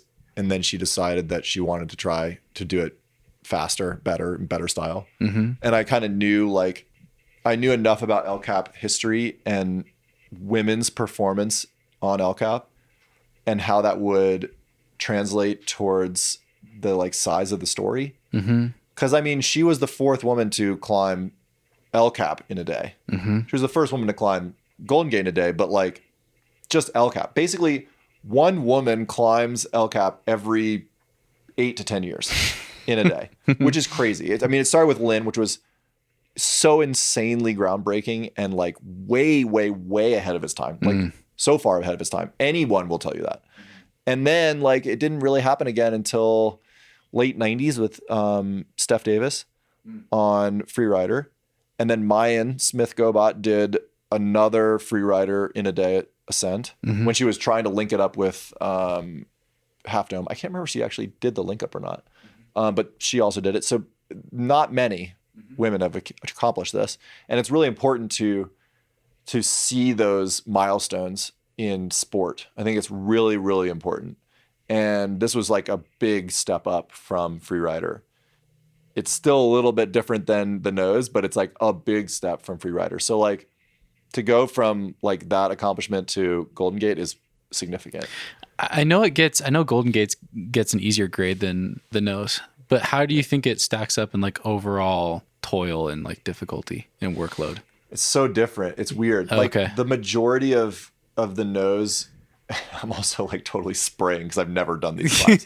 But so let's just be clear about that. You've observed closely. I've observed so many people climbing on them. It's so funny. Yeah. But like I was with Jorg when he worked the nose in 2012 and then ultimately sent. And one thing I noticed about the nose is if you're already an elite climber, like one big distinction is that in the 2000s, the lifestyle culture of Yosemite shifted a bit. It used to be like you would go to Yosemite and you'd like climb some big walls, you know, aiding and free climbing some, but mostly aiding. And you're kind of like, unless you're Tommy Caldwell, you're there like, or the Hoobers, you're there to kind of like live the experience of Yosemite. And you're kind of like going to climb you're going to climb the Rostrum and Astroman and like all these classics, but you're like, people weren't really pushing themselves like crazy hard yet on El Cap until like the 2000s. Every now and then there'd be a few people that would excel, right? Like throughout time. But since Lynn did it, like it was kind of like a dry spell for a while before anything like really significant started happening on a lot of people started going there. And then like all these elite climbers started going to Yosemite to like win. And they were there to like send the proj, right? Like Tommy, of course, was doing his own thing. And, you know, Alex and Brad did their thing and the Hubers were doing their thing. And there was certainly some stuff happening, but there was also like this huge influx of like all these people that were like, oh my God, we can go free climb these climbs. And then they just started ticking stuff off. And people were doing like mostly freerider because it's the easiest line on the wall. But like the culture shifted from like aid climbers and people just going to like experience Yosemite to like some people that were really focused on performing on these free climbs on El Cap. And I think that once you see like Jorg, I think was a really good example of this. Like he was a amazing, very talented, very well-rounded climber that was like, you know, lead world champion that was like an absolute badass on plastic, like could slay. And also climbs V14 and, you know, 515 and whatever. He's like a total monster on the wall. And so when he comes to Yosemite, he's like, oh, like I'm plenty strong enough to do these things. I just have to learn the like process. So he just toiled away on the nose until he learned it basically and figured out, you know, what it took to climb it. And we kind of like, we like learned a little bit together because most people like start at the bottom and go to the top and they ground up free climb and they learn as they go. But for something like the nose, you can really easily wrap in and try just the crux pitch, which is changing corners. I mean, the nose boils down to two pitches, the great roof and changing corners. The great roof is significantly easier if you're already an elite level. Changing corners is like kind of what you're going to focus on. Okay. To try to like figure out if you want to do this route or not. And if you can do changing corners, it's very likely that you can do the route. Got it. So like the great roof is like 2/3 of the way up the wall, and then changing corners is like right near the top. It's like 200 meters from the summit. So basically like people just, you know, you can go up there and with a 200 meter rope wrap in and you can micro traction all day long on the crux pitch. And you can figure it out for yourself. And if it's possible, then you can unlock it. And that's what most people do. And so like, I think watching that evolution of like the new school kind of coming to like crush these routes and like wrapping and like projecting top down and like all this new school stuff. Like Emily was climbing with like knee pads and stuff. Like she wore 2 shoes in the monster, 2 pairs of shoes. Like this is like a different tactic, right? Yeah. I so badly want to talk to her about that. Yeah, it was awesome. So like, you know, you have like the Honnolds and the Tommies that are in their own league. That's like totally different. They don't even really I don't think that they really understand the like mortals that are trying to also free climb hard routes on El Cap, because they're just so dialed. They're so good at it. And you can just tell that's like their space. That's their place. But like Emily, like at first did not belong. Like neither did Jorg. Like they just didn't quite like fit in to that culture. Like they hadn't paid their dues on the wall. They hadn't lived the like Yosemite lifestyle. They just like came in, like Jorg lived in Camp 4 in a tent for months at a time. And that's just like, you know, him and Kata, his wife, would just like come to Yosemite and like live in a tent for a month and pick a wall and go do a wall. And it was like cool. It was like a different, I don't know. It just seemed different. Yeah.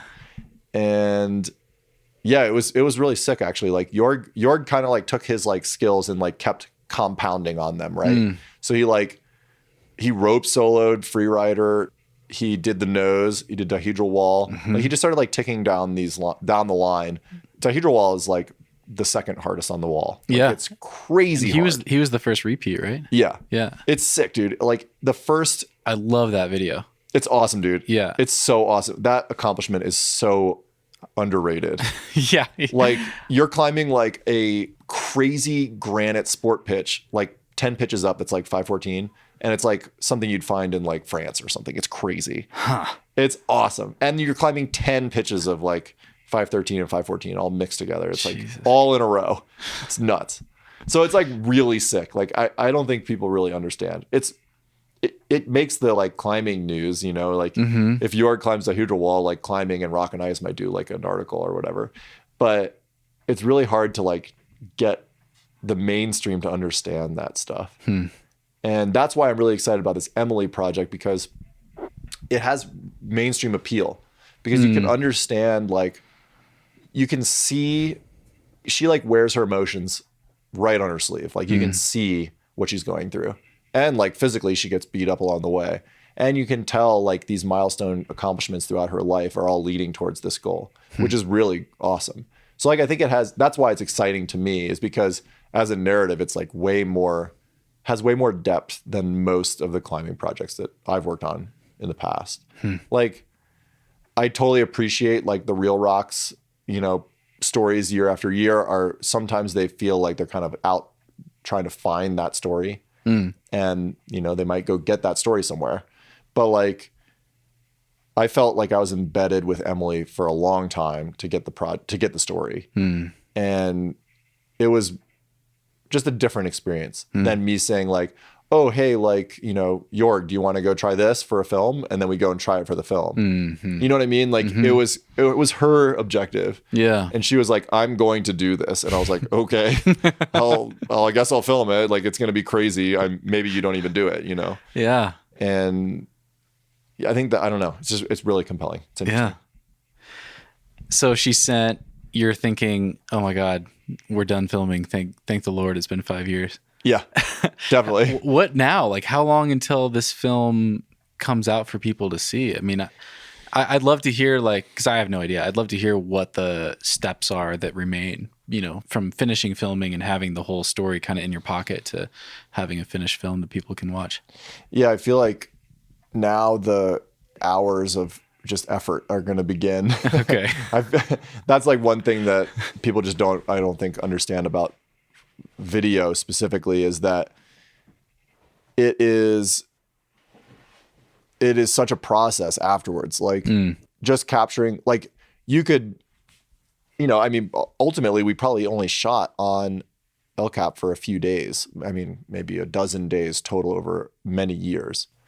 Mixed iPhone footage with GoPro and Adrian filming Emily trying stuff, and like, you know, her out alone trying stuff on the wall. Like there's so much content that's just been captured on her, just on El Cap, just in the free climbing in a day goal. And I want to tell her story of, you know, her whole life up until then. So I've basically spent the past 2 years just kind of collecting all the film and photo and content stories about her that have happened over her life, which is awesome because, you know, her dad has a lot and she's also kind of like a media hound. So like a lot of people have shot with her. And there's all this great stuff out there on Emily. and her accomplishments have mostly been captured on film, which has been really cool. So like I've kind of simultaneously been building her life narrative from like birth to current. And then I've also been kind of building like a El Cap in a Day story. So I have two like kind of paralleling stories that I've also edited quite a bit on. Like I've worked with another guy, this guy named Matt, who has been helping me edit it, and basically just trying to build story string outs in the order that they happen. So like we're just putting her life in order basically. And once we're done putting it in order, which is mostly done now, I have 1 hour and a half long section of basically her early career. And I have an hour and a half section basically of like her attempt to climb El Cap in a Day up until her fall. Okay. So now that I'm home, I've only been home a couple days, but I'll spend the next month or two taking the content that we shot over the past month and cut it down, find out what's usable and what's good and where the story is within that footage. And also work on all the interviews that we've taken. Because when we were there, we interviewed Beth Rodden and Jordan Cannon and Emily a ton and Adrian and Alex Honnold and all the people that were involved. We talked to them again. And, we're just like, each hour-long interview builds and builds and builds. And you're just like, oh my God, I have so much footage and so much story to work with. And God, I can't imagine doing this. Yeah. I can't imagine, dude. It's a lot. Yeah. But we have stuff transcribed. So like each interview is transcribed. Okay. And then the transcription is faster to read, and you can give it to a writer who can then kind of pick and choose quotes and moments from interviews. Interesting.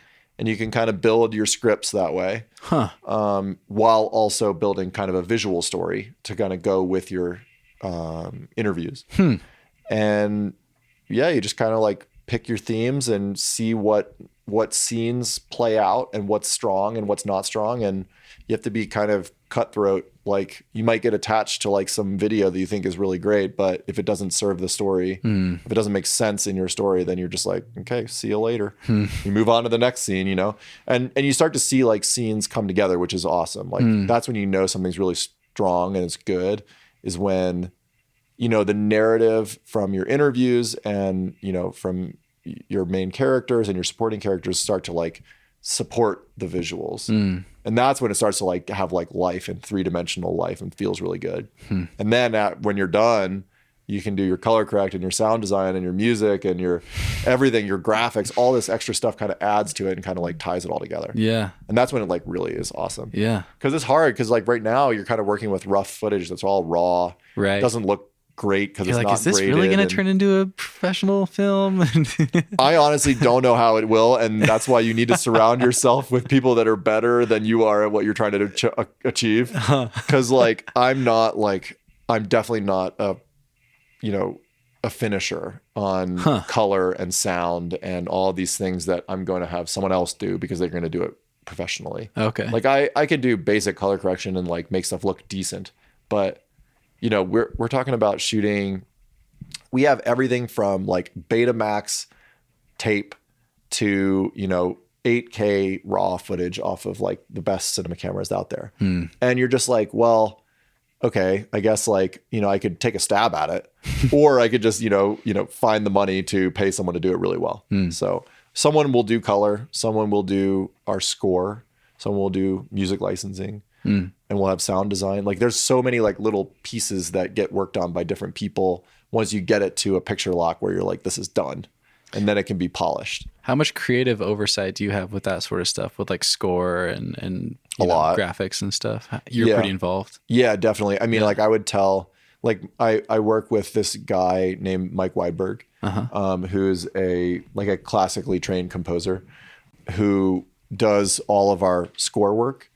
Or we'll source like licensing for like if we want like a track from Britney Spears or whatever on our film, then he'll go and like kind of source the licensing and work out the deal and like kind of figure out how it's going to work with our film. But he also like him and I will sit down and watch a cut and we'll talk about like what type of mood and feeling we want with the music or the sound design or whatever sound is happening.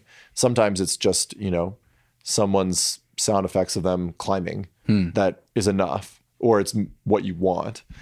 Just their breathing. Just breathing and the helmet scraping against the rock and fingers and all the stuff. Mm-hmm. And sometimes that's more compelling than music, but oftentimes he's scoring and he's like kind of just adding little moments that kind of accentuate the mood that you want to try to convey. Mm-hmm. So yeah, like I'll work with him for a week just on trying to get the right setup for guiding him towards what I want. Mm-hmm. Mm-hmm. And then he'll just be cut loose and he'll work on it for a while and we'll go back and forth on revisions, and it takes a while. Yeah. Yeah. And the same would go for graphics and sound design and color. It's all the same. Yeah. It's just like a little like finishing for each one takes a different bit of effort. Are you also working on other film stuff? You must be working on other stuff throughout this whole process, right? Like other commercial work and Totally.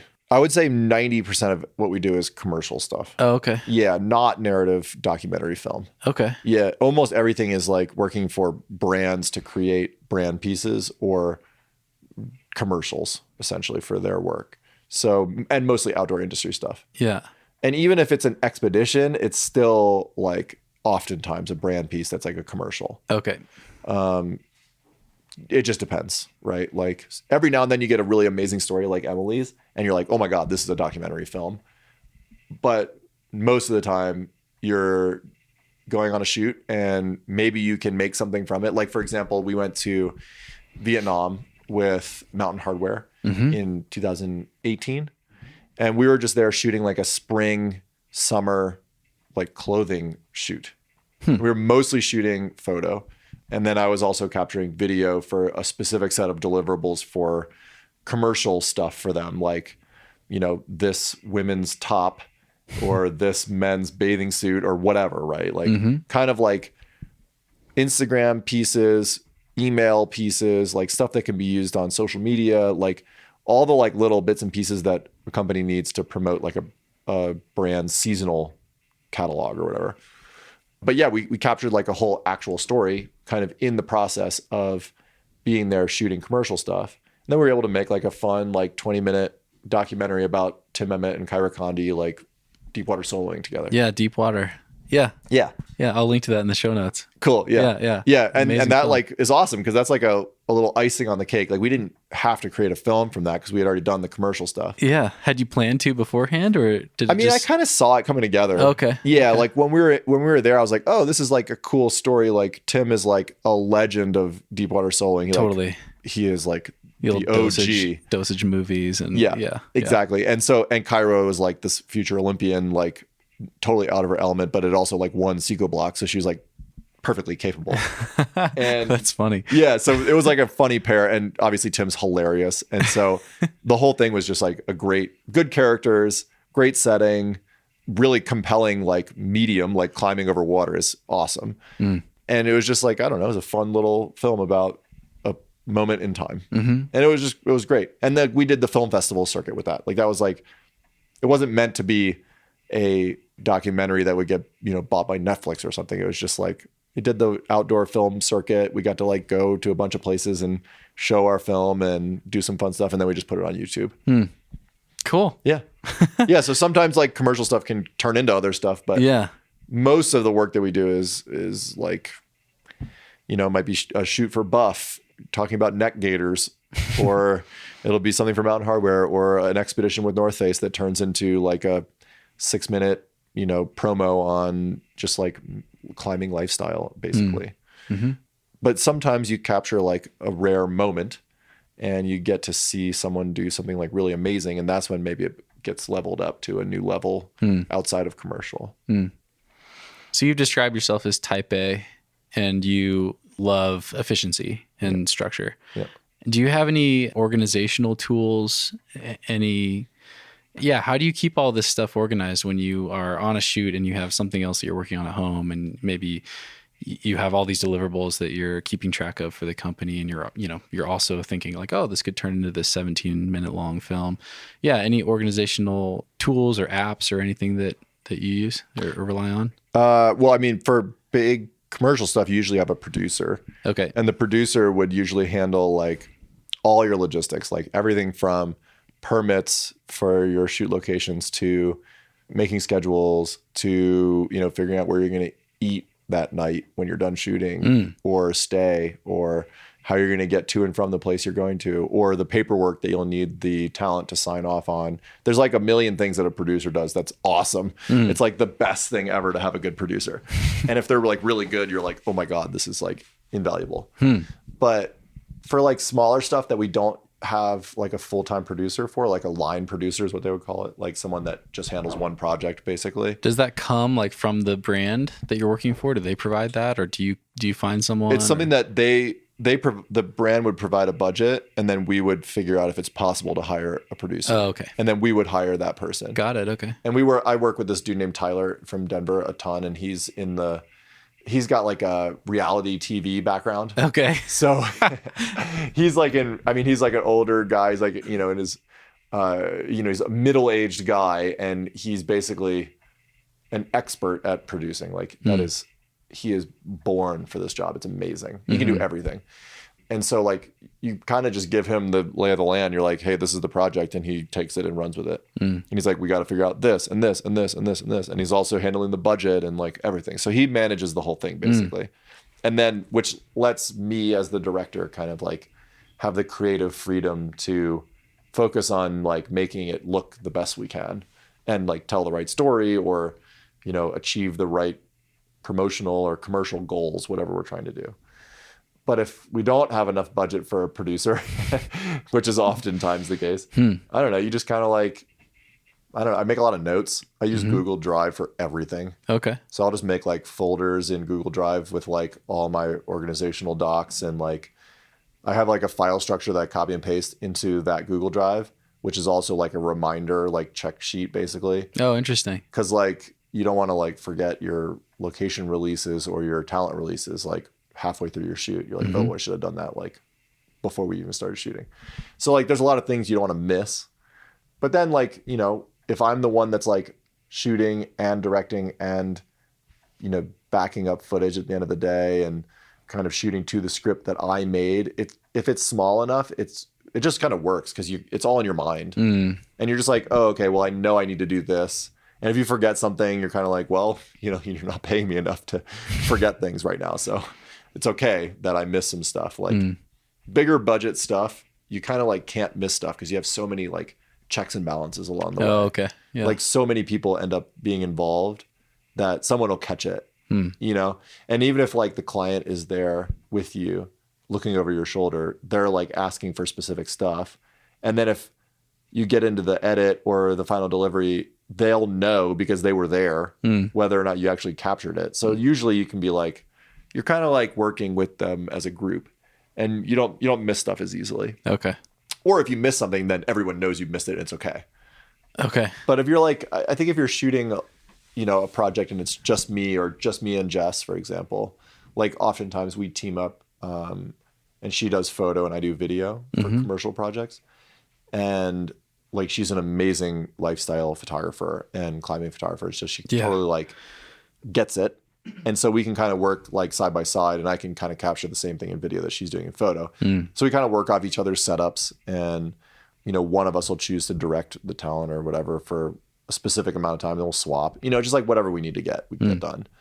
But yeah, like when it's just the two of us, like I'll do all the, footage backups and organizational stuff. I'm like really organized. So, and Jess is definitely like more type B than me. She's an artist, and I'm like a by the books, like science person. But I'll do like all the like, backing up and organizing, and I'll kind of like make sure we're like checking all of our boxes. Okay. Yeah. Okay. What about a day here at the office? Is there anything you do to provide yourself structure? Because you're your own boss. As far as deciding what you should be working on any given day, how to focus your time, things like that. Any tools? No, I don't know. I am like I said, like ultra efficient. So if I like if I need to get something done, I'll get it done. Like right now I'm like really stressed because I have no deadline at all, but I really want to get all these photos edited from our time in Yosemite, but I just like want to get it done. So maybe I'll just like stay really late one day, or like wake up ultra early for like 3 or 4 days and just get it done. But no, I don't know. I'm kind of just self-motivated, I guess. Okay. I just want to get stuff done, and probably to my detriment at some point, because you end up like making stuff if you make stuff quickly and you're kind of rushed to get it done, that can sometimes be bad. Your quality can go down. But, you know, if you're like this Emily project is a life goal. So whatever time it takes to get it done is totally fine. Like I'm not getting paid by the hour. Right. So I'm just kind of like, I'm here to get it done like whenever. But if a commercial project comes along that's going to help pay the bills, like I'll dive into that and work on that until it's done. Okay. And come back to this other project. Okay. Just here and there, whenever stuff makes sense. You don't like make a to-do list for the day or like have a specific goal for the day for work or... I have a to-do list for my life. That's like a never-ending list that I just add to, and then I start to like delete stuff. But okay.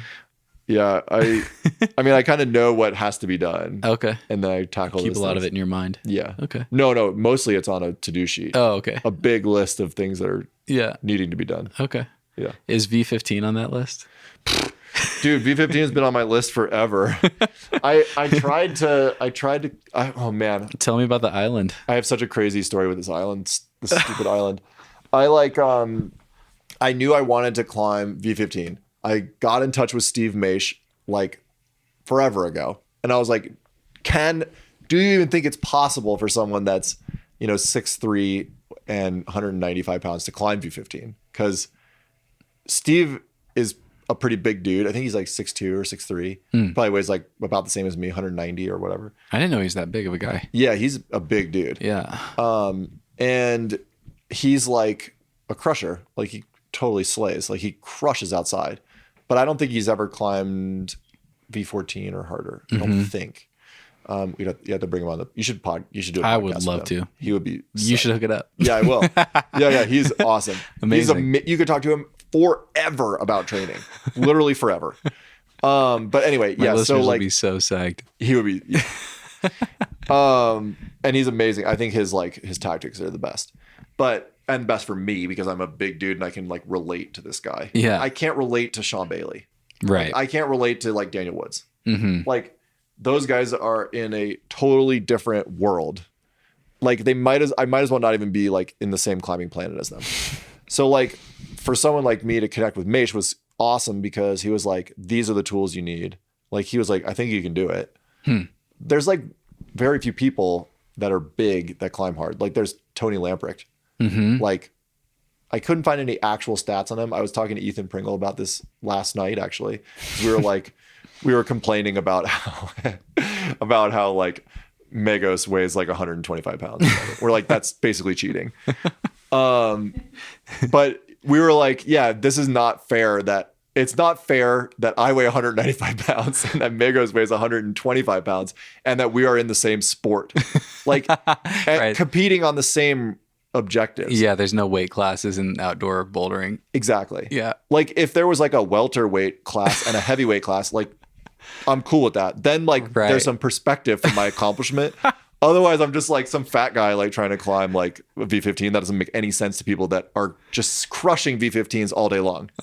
Like Drew Ruana cannot imagine what it's like to have 50 pounds on his back when he tries to climb V15. I would like for him to have an understanding of that. But anyway, like I was like, oh man, I want to climb V15. Like it'd be so sick. Like that would be like, that's such a benchmark pinnacle achievement that I was like, this is what hard bouldering is all about. Because I can definitely climb V14. I've basically climbed a couple. Yeah. And I'm like, okay, I know I can do V14. It became less interesting to climb 14 now that I had done it. And I was like, oh, I'd like to climb 15 because that feels like a proper step above what I thought that I was capable of. And so I started training like crazy, and I kept doing these like training blocks, and I kept picking hard projects to try and do. And like I would like train, and then I'd pick like a V13 and I would go and do it, and it would be fine. And it would be awesome. And that was very rewarding in itself. But I ultimately had the goal of climbing V15, and Jess and I had just started dating. So I was spending all this time in France because she lived in Paris and she was going to school in Paris. And so I was going to Fontainebleau all the time. And I was like, oh my God, the island is like so sick. It's like the dream project. It's also really ideal for tall people. And so I started training for the island specifically. Can you describe it for people that haven't seen it? Yeah. So the big island is basically a couple pretty easy setup moves on a 50 or 60 degree overhanging roof. that lead into like very wide compression on very bad slopers, highly condition dependent slopers with like weird technical and powerful heel hooking and squeezing. It's just squeezing basically. I'll link to some videos of it. Totally. For people, yeah. Josh Larson and I made a funny video of us like sucking on it. Oh, perfect. Falling all over it. It's called like Failure in Fontainebleau or something like that. Perfect. Okay, I'll find it. So it's basically just like a really hard compression line distilled down to like 5 or 6 like hard moves. Okay. Really subtle slopers and like really condition dependent grips that are like, it has to be, if I'm going to climb at my physical limit, it has to be perfect. So I like started training. I spent a couple trips there. Like I climbed on it a bunch. I was like, okay, I know the distances between holds. I know the steepness of the wall. I like put simulators in the gym and like was training specifically for those moves. And then like also doing Maisch's program. And then Jess is a dancer and she grew up as a dancer. And so I wanted to get better at splits because I have zero flexibility. So I was like, oh, well, I'll train to get better at doing a split so that I can get into these heel hooks better. Because it's 2 wide heel hooks that are, it's not a split at all, but it's like wider than I'm used to. And so I trained stretching to get better at splits for a few months leading up to like going there to send. Okay. And I want to circle back to this. Yeah. Okay. Oh yeah, there's a lot more to this. Yeah. And so I got like way more flexible, which was kind of cool. Yeah. And I was like, oh my gosh, like I think like all these things are lining up. Like my training cycle was like going to end right when I was going to go. The weather in Fontainebleau was like splitter, dude. It was perfect. Which is rare there. So rare. It was like a 2-week period where it was like amazing, like bone crushing temps. And I was like, I'm going to go kill this boulder. And we got there and my first day on it, I fell on the last move. Damn. And I was like, oh my God, I'm going to definitely do this climb. Yeah. And so I like, I was like highly confident. And first day. When was this? This was in 2018. Okay. February of 2018. Okay. And I went there basically like I don't know what's going to happen, set myself up for success, try my best. And I like almost did it on my first day. I was like, oh my God, totally. I have like a month here. I'm definitely going to send this thing. It would be weird if I didn't. And after that first session, I took a day off and I went back on the 3rd day basically of being in France. And the heel hook section is like a super wide compression heels, right? And I had been doing like this split training. So I knew that I could reach these 2 heel hooks from like, I knew the body positioning. I just knew the distance. Like it was kind of at my max, but it was comfortable enough I could do it after I trained to do splits. And you'd done it day 1. And I'd done it day 1, no problem. Like yeah. I got for the first time ever, I swung into it and I was like heel hooking, no problem. I was like, oh my God, this is like sick. And on the 3rd day after a rest day, I went back and I was like, this is my day. And I pulled on and I could not get into the heel hooks. Like I couldn't physically get my legs wide enough. So I like stretched for a while. I was like, this is weird. Like I wasn't like going to send that day. I was just like, oh, I'll just mess around and like get better at the moves, like dial it in more. And I was like, oh, it's weird. Like my flexibility is like kind of whack. Like I don't know what happened. And I was like, oh, maybe I'll just stretch some more and it'll get better.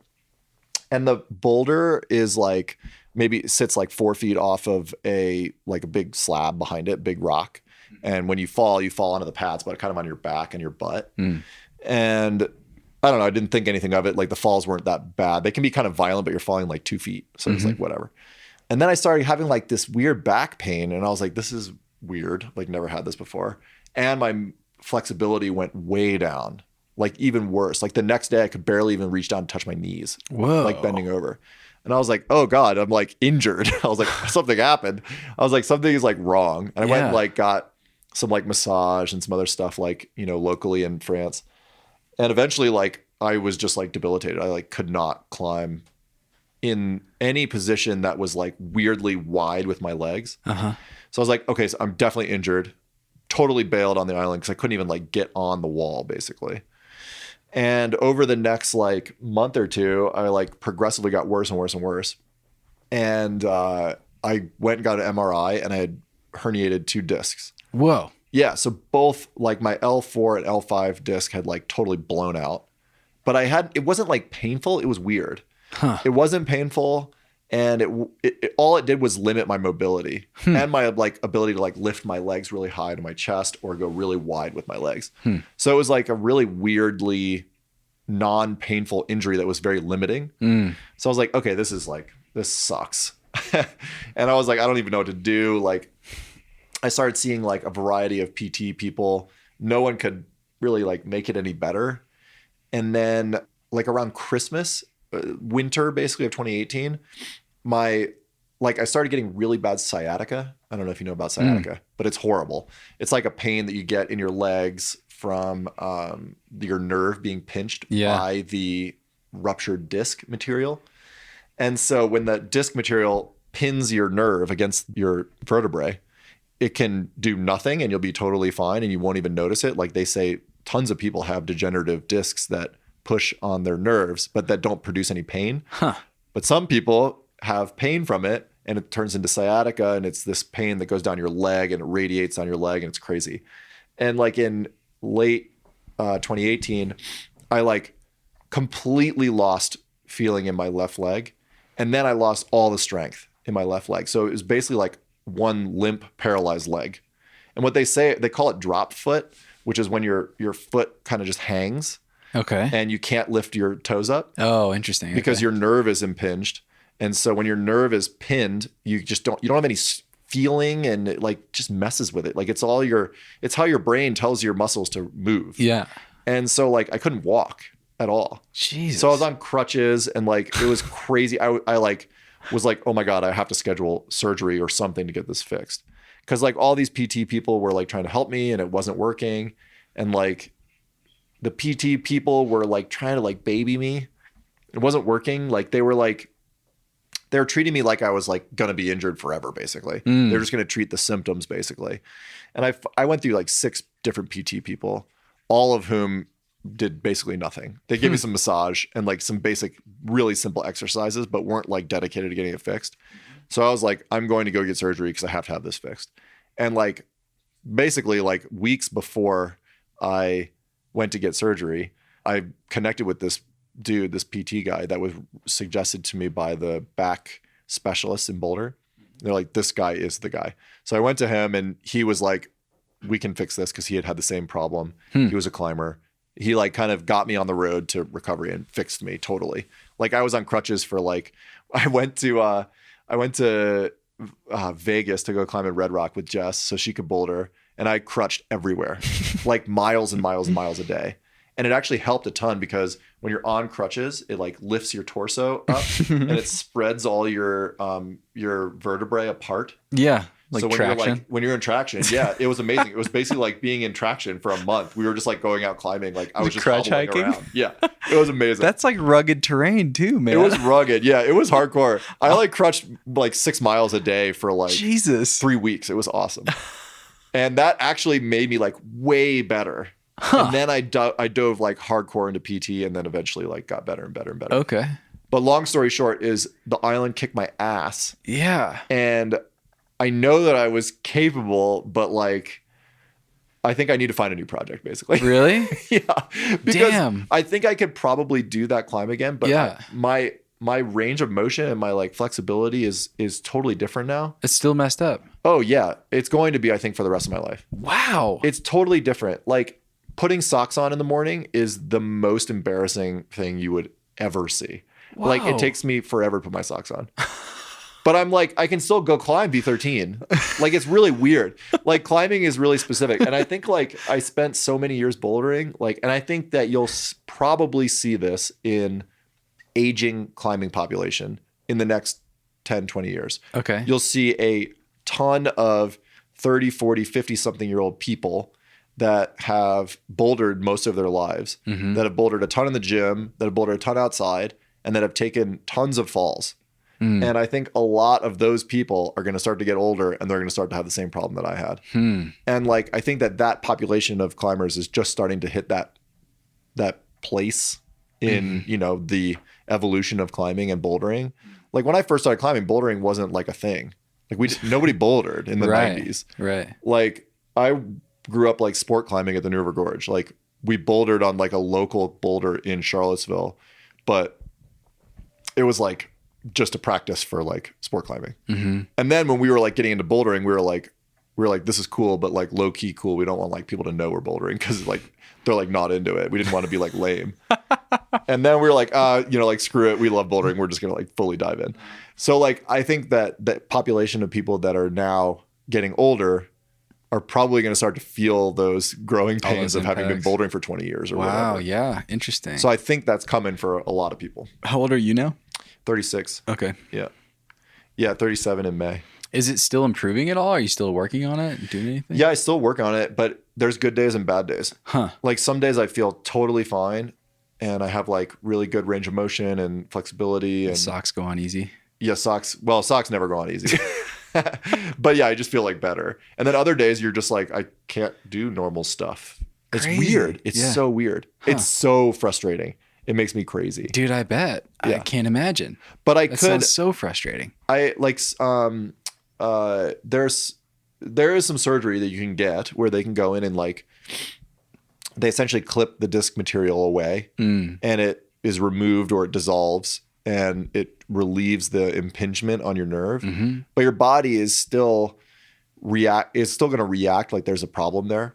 And it's going to take a while to get over. You have to like retrain your brain to understand that the injury is gone and that you can be, your normal self again.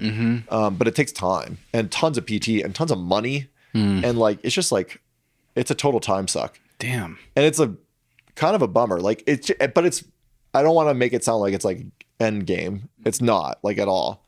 Like I can definitely still climb V13, like for sure. Mm-hmm. But I just don't know that like specific things I can't, perform on like I used to. And I just kind of know what they are now. And it's like really little like subtle things, Like wide heel hooks or really high feet that you have to like engage the toe. Like pull really with strong. the toe. Pulling with toes on steep is really hard. Huh. So it's like little things and you just choose your battles, Sure. Yeah. Do you have a new dream V15 or? Man, I don't know. I have a lot of, I've kind of like, I guess my thinking has evolved a little bit. Okay. I'm less interested in like trying to find just one single graded climb to send so that I can say that I've done that thing. Okay. I find that I've gotten much more psyched to like go to specific lines that I find really inspiring. I'm way more interested. Like if I'm not inspired by it, like I'm not going to be psyched to put all my time and effort into something. So I like try and find things that really inspire me. And like, if it works and it feels good and like I go to a project and it feels like something I can maybe do, then I get psyched and try and do it. But like, I don't know, I've gotten a little bit better at like sampling and not getting like drawn into something that might not be something that I could do or that would be doable in reasonable time or in a country that's accessible or convenient or whatever. Like there's got to be 10 climbs that I want to do that are on my list. I have like endless lists of things that I want to do, but yeah, like there's plenty of stuff to do. I just have been finding more psych in like iconic lines that are lines because they're rad. Can you share an example or two? Like I would love to do Dreamtime from the Sit. I'd love to do the Understanding, that thing in that Nolly did. Yeah, in Magic Wood. Yeah, in Magic Wood. Yeah, that looks incredible. Yeah, I'd love to do the Nest. Like there's like a lot of things that are like the best of the best. That new thing that Giuliano did in Switzerland looks so sick. The crazy like it's like a weird like slabby roof like comp climb into like these crazy big moves. Oh, okay. Just looks amazing. Like I would just like to find lines that inspire me. I'd love to try Practice of the Wild. Like things that are ultra iconic for a reason, that kind of thing. Cool. Yeah. I don't know. Okay. And yeah, maybe one day if like I can get over this back thing and find some renewed flexibility to get back on the island would be sick. But I don't want to like get hung up on it either. It's not, I don't think it's worth getting hung up on. Yeah. Okay. Also, Fontainebleau is a really hard place to have a project. Because of the weather. Weather is so gnarly. It's like the best place in the world. I love that place more than anything in the world. And it's the best place to have bad weather, but it can be kind of like a bummer when you go there for a month and it rains for 3 of the weeks that you're there. Damn. Yeah, that's rough. Yeah. I'd love to. Well, I should check in with you. Yeah. We've been talking for a while. Are you good to go for a little longer? Yeah, totally. I would love to circle back to a couple training things that you mentioned. Totally. Let's get into it. Let's start with the flexibility. Yeah. Because this is something that... Hey, friends. I hope you enjoyed part 1. Part 2 will be available next week, unless you are listening to this in the future, in which case you can go listen to it right now. Episode 53, right there in your podcast app. I put out a follow-up with Steve Bechtel last week. If you haven't heard the teaser for that, I highly recommend it. It was a great conversation, and the teaser explains how to get access to the full thing. I believe the full conversation was a little over an hour and 20 minutes. Thank you all for listening to another episode. Much love, as always, and see you next week for part 2. Shake it up, stop when the clock hits 13. Sing 1, 2, 3, 4. Cause no one can do it like we do it, like we do it, like we do it. Cause no one can do it like we do it, like we do it, like we do it. Cause no one can do it like we do it, like we do it, like we do it. Cause no one can do it like we do it, like we do it, like we do it.